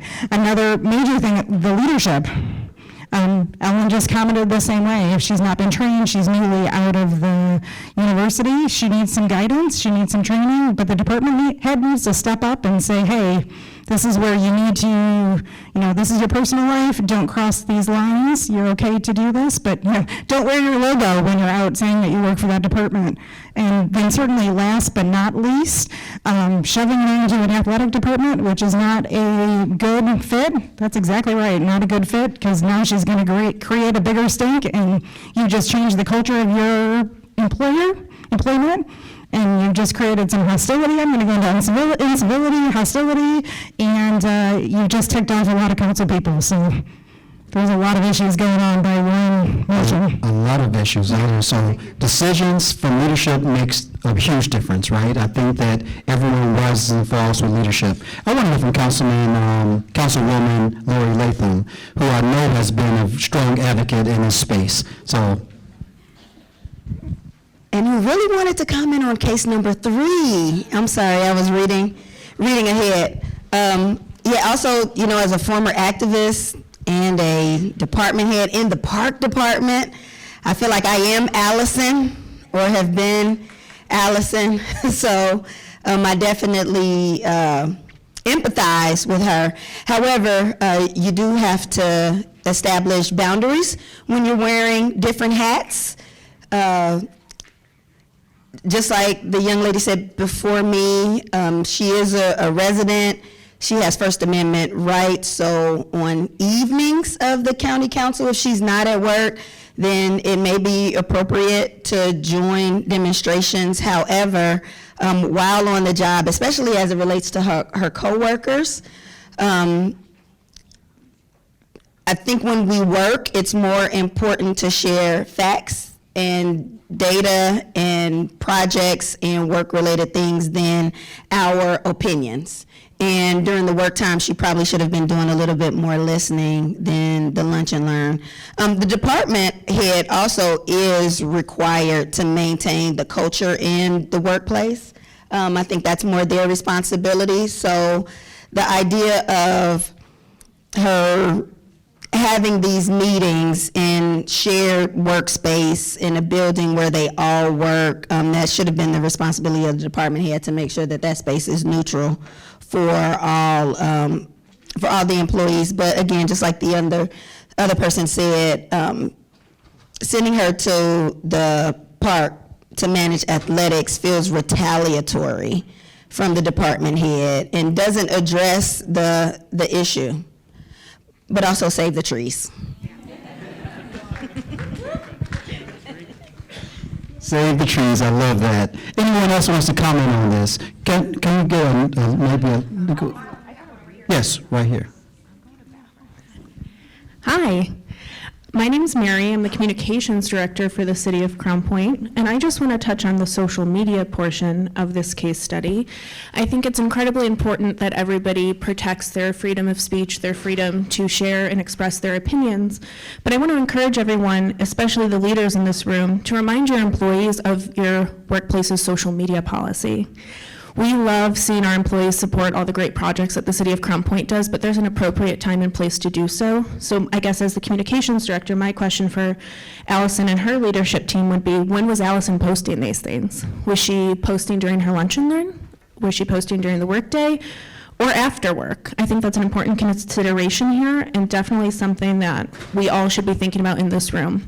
Even if your page is private or you think you only have friends on your page, it's not true. Screenshots are a thing, and your opinion can end up somewhere maybe where you didn't want others to see it. So in this day and age of the digital space, I think we all need to be cognizant of what we're posting on social, especially when it comes to our employers. Thank you. Thank you. I want to comment on the consul who requested that she be fired or else. It's the wrong place and the wrong time.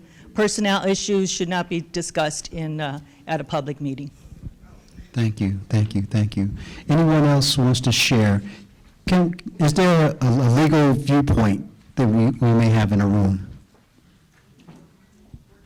I think it's too early to give a legal viewpoint, Marlon. We have the case right now of the Ball State professor who was reprimanded and fired for her views, and actually it's going in front of some courts now. So I think it's too early to give a legal view because it's ripe. It's going to happen, and we're all going to read about it.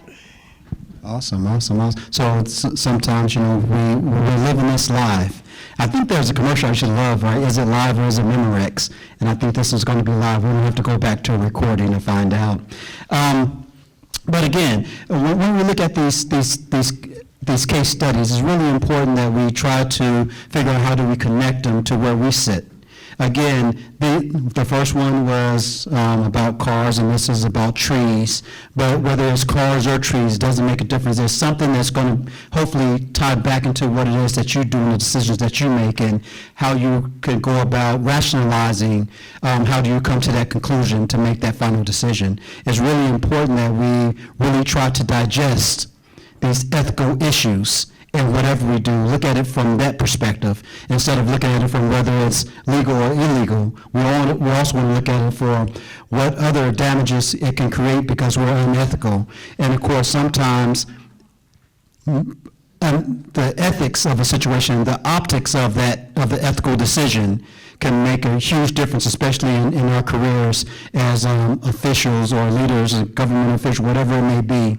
It's the ethics sometimes that would be the one that would bring you down, right? So they say everything rises and falls with leadership.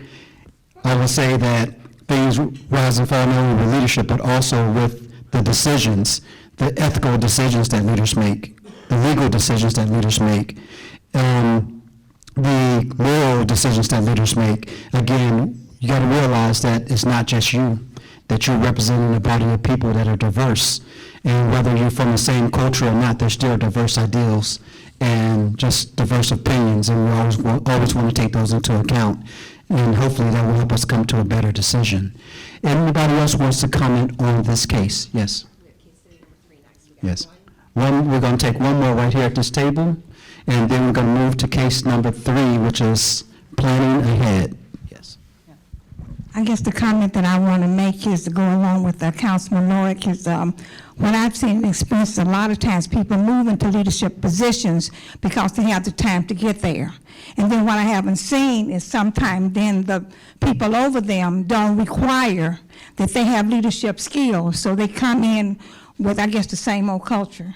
So I agree with the young lady. She just did not have the skills. So maybe when people in leadership positions and move to leadership positions, sometimes they need to do some self-analysis of themselves and what the mayor had said up there, how she meets with her department heads and teach them leadership, because leadership is something that is taught. And you have to have a mentor. So I think a lot of the problem that we deal with in organizations is that people move in positions without leadership skills.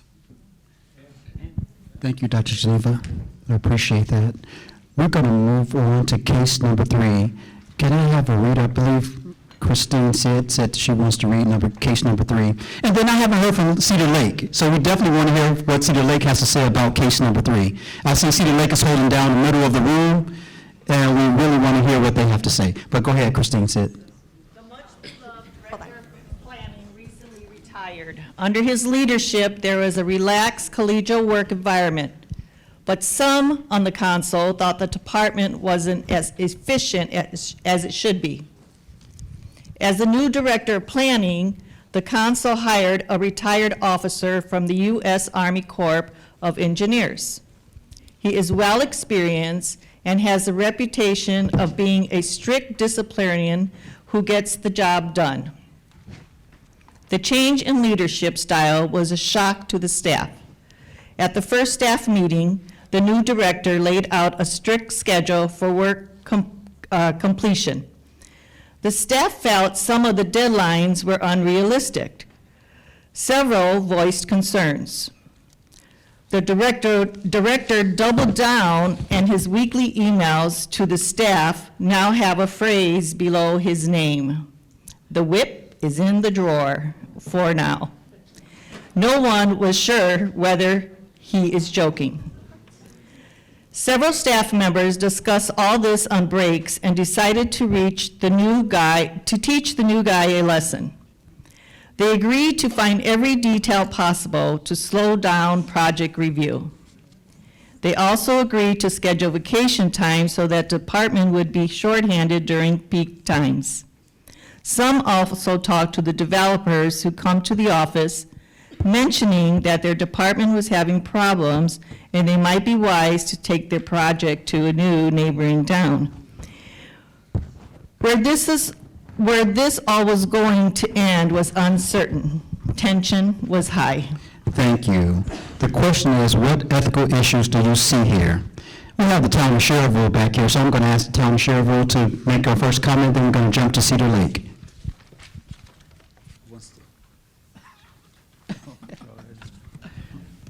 Deputy Chief? The first thing was, it's kind of like what happened with Michigan City. They got a new boss in there. The lackadaisical was normal for them. You get a new leader in there, the standards are different for this new leader. They were trying to get the current employees to get on board with it. It's going to take time. So the new employees are just going to have to kind of deal with it, I think. I can take it after you. I appreciate that, Deputy Chief Mayor. Yes. Oh, boy, I don't even know where to begin. So we have a similar situation in Cedar Lake where we, due to budget cuts, we eliminated our planning director position. And we have asked the staff that are there to pick up the slack. So I can't really relate to the situation. I'm new in my role in Cedar Lake. But the staff in Cedar Lake has been great, and they've picked up the slack. There has been a couple of times where I have said, hey, I need to get this done, and I would like to get it done in 2 weeks. And they kind of look at me and moan, but then they get it done. So I can't really relate to this situation, but I'm sure our council member Bob Carnahan can. Bob Carnahan, and I'm a former employee of Ford Motor Company. And Ford Motor Company tried to empower the people of the plant. And I believe that they should come together as a team and work together and not dictate to the employees. Sounds like somebody has a whip over at Ford. We got it right here. Right here. Right here. As a woman of color, the first problem that I had when you lost me is the statement with regards to the whip is in the drawer. That issue all by itself has to be dealt with, and to me, to be honest, unfortunately, being a woman of color and being in leadership, we lack the diversity. And so when you have issues like that that are right there in your face and you avoid addressing it, it creates the environment that is insensitive. And that is too often the problem in leadership, when you don't acknowledge the minorities that may be in those positions, that you are felt already ostracized. And so that right there, I can't get past anything else, because that was one of the first things as leaders, I'm just bringing this to you all's attention, that has not been addressed. And so it shouldn't be a person of color that has to stand up to say, it's the whip for me. And so as leaders, we need to broaden our horizons when it comes to not just the ethical perspective of having these yearly meetings, but we also need to start creating a culture where we are learning about diversity and being insensitive and knowing what those remarks and how they can impact not just the department, but a culture and the community as a whole. Agreed. Agreed. It's really important that we're very conscious of the words that we use, because words matter. Words can cut in all directions, up, down, left, right. We just want to make sure that words matter, and then the intent behind the words matter even more. We do have a comment here, and then we're going to move to the comment in the back. Where is HR in this town is my question. Because for one, the new director is creating a hostile work environment, so anybody would sue and win on the whip is in the drawer. So that's a problem that HR should have gotten on top of. There should be standardized email signatures. Maybe you can give people freedom, maybe if they want to quote a poem or sing or something, but that's really outside of, this beyond the pale. And then, so he needs training as a leader, or maybe he's just not a good fit for this position. Other thing is the staff sound like they need some corrective action, because, to purposely slow down work, have the blue flu, and direct developers of other towns is not something that should be tolerated either. So again, I'm back to where I started, which is where it's HR. A good HR department can head all this off. So that's that. Thank you, Attorney Morgan. Some of the things that come to mind, and we're going to be right back there. The sabotage and collusion that Attorney Morgan addressed, sabotage and collusion, but we're going to go ahead and take a comment here. Then I want someone to comment on that sabotage and collusion that was happening in that space. Well, I just wanted to say as well, the comment with the whip is in the drawer, that's equivalent to a statement that was made saying that firemen have fire hoses to turn on people. And by people, that meant back in the day, who did firemen use fire hoses on? Black people, people of color, and that stood up for themselves. And so that is very heartbreaking. And yes, where is HR, as Carla said? Where is the reprimand for that when it's happening in your own city, in your own town, and nothing is done with it? And this person is still able to lead the town, the city, with high regards, as if you're the best person for the job, but you clearly have racial issues and you should not be there. But again, because we don't have the police of ethics and things to turn, how do you carry on with that? How do you move forward? Awesome, thank you. Juan, we're going to have Juan say something. We have tons of people in the room, and Juan, I know, is very active in the Latino community and media space and all that. And I just want to really hear what he has to say. So, Juan. I'd like to say something, but not in reference to the cases here, if I may. I think we will make a most interesting case, and this is not a local case, but it has to do with the president's $400 million gift from Qatar in terms of the plane. One issue. Second of all, I understand it's going to take anywhere between $400 million and up to $1 billion to retrofit that plane so he can use it as Air Force One. Another issue. Third, he's planning on keeping that plane when he leaves office, and he is going to leave office. He's not going to run for a third term, whatever the case may be. So there's a lot of issues involved with an ethical issue, and even beyond that, this would be a most interesting case to be brought up although it's not our local case, maybe for next year. I don't know. Thank you so much. I think dealing with local ethics is more our jam since we have municipal employees. I understand the concerns, and there are ethical issues throughout the entire United States, not just in the federal government, but we have to look at what's going on here locally. And some of that is, I understand where you're coming from politically. You're also looking at ICE using Hammond's police stations and other things. I know there's stuff right now, but there's also things that we don't know what the rules are, because it's all brand new, so we got to kind of feel it out. And that's all we can do right now is talk about it openly and make those dialogues and then see if there's policies. That's all we can do. We do not enforce anything. We can talk about it and how we find it maybe to be in a gray area. But again, if it's local, it's important to SEAC. And that's what we're here for, is what's local to our municipalities. Thank you, I appreciate that. Do we have any further comments on case 3?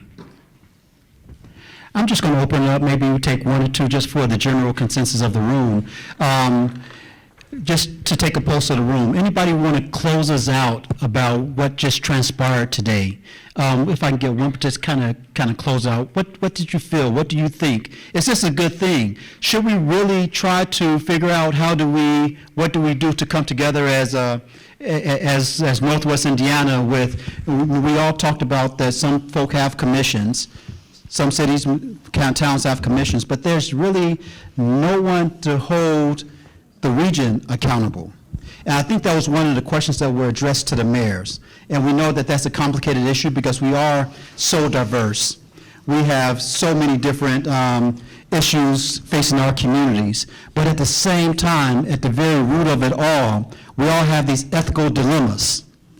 And when we have no one and no institution to hold us accountable, sometimes we can go astray and just create more issues than we really need to, because believe it or not, what impacts your community has a direct impact in someone else's community. We can't separate ourselves. We can't divorce ourselves from the fabric in which we're embedded. And until we come to that realization, then sometimes we're going to continue to make the same mistake over and over again. It's just going to be in a different place on the other side of the street or in the next city. And sometimes most of these things are self-inflicted wounds. Anybody wants to take a moment and kind of... I will. I think that some of the things we need to take into consideration are the things we learned when we were little. Treat everyone like you want to be treated. Don't treat people inappropriately. And 2 wrongs don't make a right. Even in our last study. So it was a hostile work environment. Instead of reporting the hostile work environment according to policies, procedures, they created an even more hostile work environment by doing collusion to piss the guy off, right? So whatever you have going on, whatever the ethical issues are, it's not your job to fix it, and it's not your job to retaliate. Your job as a municipal employee is to report and try to have someone who is in charge of policies or decision-making or someone above you deal with it. You just keep reporting. If something happens to you when you report, that's called whistleblowing, and you know what to do after that. So my concern with some of the issues that happen in our communities are people try to take matters into their own hands. They have a hard time with impulse control right now. They have a hard time with their own personal beliefs being set aside when they're working for a municipality. It's a divisive environment, but people cannot get online and be keyboard warriors. People cannot get in a match at work about who can be the rudest person or who can screw with someone the most or who can hide the ball the hardest or whatever the case may be. We have to work together because we work for the people who put us where we are or are paying our salary. And so we need to make sure that we're doing the best job we can and make an example of ourselves. Don't worry about everybody else. If somebody next to you is not doing what they're supposed to do, you either report them or you ignore it, and then you're the problem too. But you don't start doing what they're doing, and you don't start retaliating. You need to be the bigger person and either step up and tell someone, make a complaint, whatever you need to do based on your policies. If you don't feel like it is confidential, then you need to work on the policies within your municipality. Julie? As a leader, one of the things that I would like to challenge the rest of the leaders in this room is to have the difficult conversations.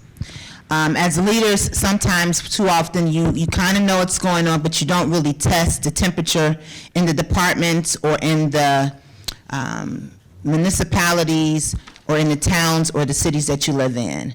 I would suggest that as leaders, you go to those employees who are on the lines, who have issues that need to be heard, to take those HR directors in there, to have those notes, to figure out as a community what can you do to move through these processes and these issues and not simply ignore them and put a Band-Aid on them. So as leaders, I do challenge us to have the difficult conversations. They are uncomfortable, but in a controlled environment, you can at least hear what is going on to be able to figure out what we can apply to try to resolve or make the issue better than to just simply ignore it.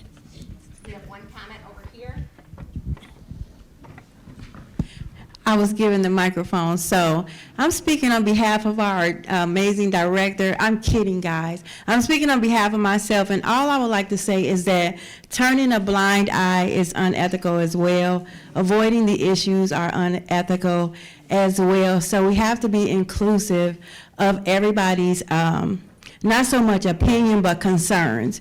And when you genuinely have open ears and a caring heart, and you listen to the people that they put us in a place of service. So they serve the community, but we also serve the employees that we lead. And so when you have an open ears and a caring heart, and actually listen to the concerns, and then put something in place to be proactive, to establish like policies and procedures to say, hey, this is not working, like the mayor said earlier. You have to manage your people with present policies that we have before we start something new. So taking into account those not old policies, but policies that we have in place currently, and see if it works. And if it's not working, genuinely sit down. People like face-to-face. I still write checks. So I'm a hand person. I like to talk to people.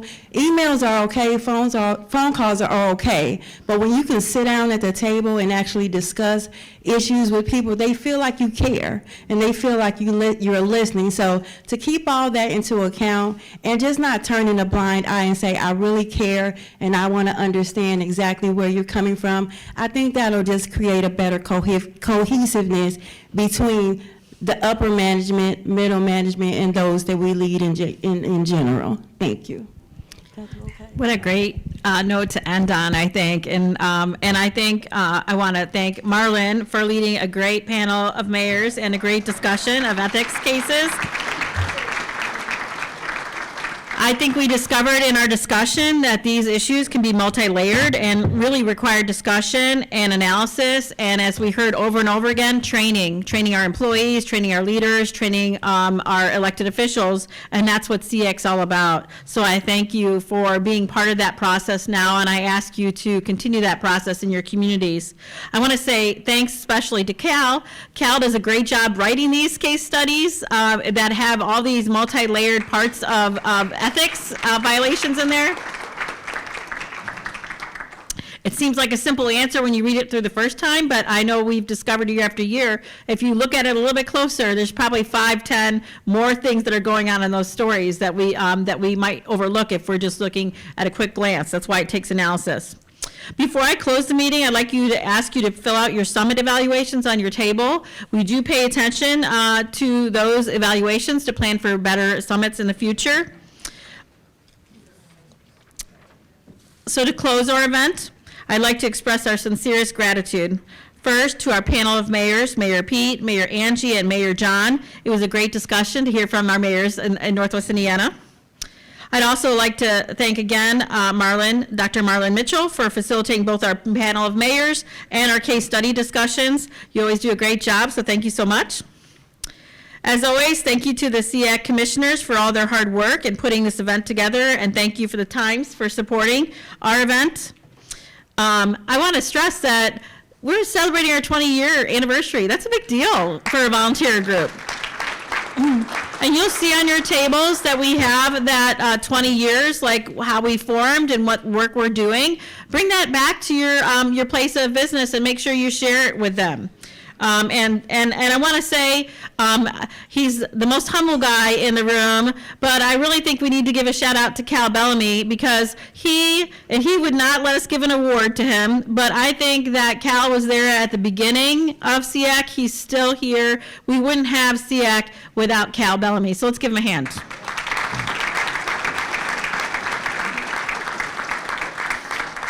Thank you so much for taking time out of your busy lives to support ethics in your community. I'm especially grateful for your engagement in our event and look forward to seeing you next year. Please remember to take the commemorative pen you've got for our 20th anniversary to show your support of our organization and ethics training for local government. Also, make sure you take your pin. Wear it with pride, put it on your bulletin board at your work, wherever you are, so that you can use it as a way to open up discussion in your office, in your realm of influence about SEAC and the work it does. Again, make sure you fill out the evaluation form. You can just leave it on your table. We'll collect it there. If your community is not already a member of SEAC, please reach out to your leaders and encourage them to join. I also want to encourage you, we talked a little bit about social media, but SEAC has a presence on social media, so make sure you go check it out on Facebook and our other platforms to share it, and so you can share the good work of SEAC in your communities and show that you support the work of ethics personally. So thank you so much for your time, and have a great rest of your day.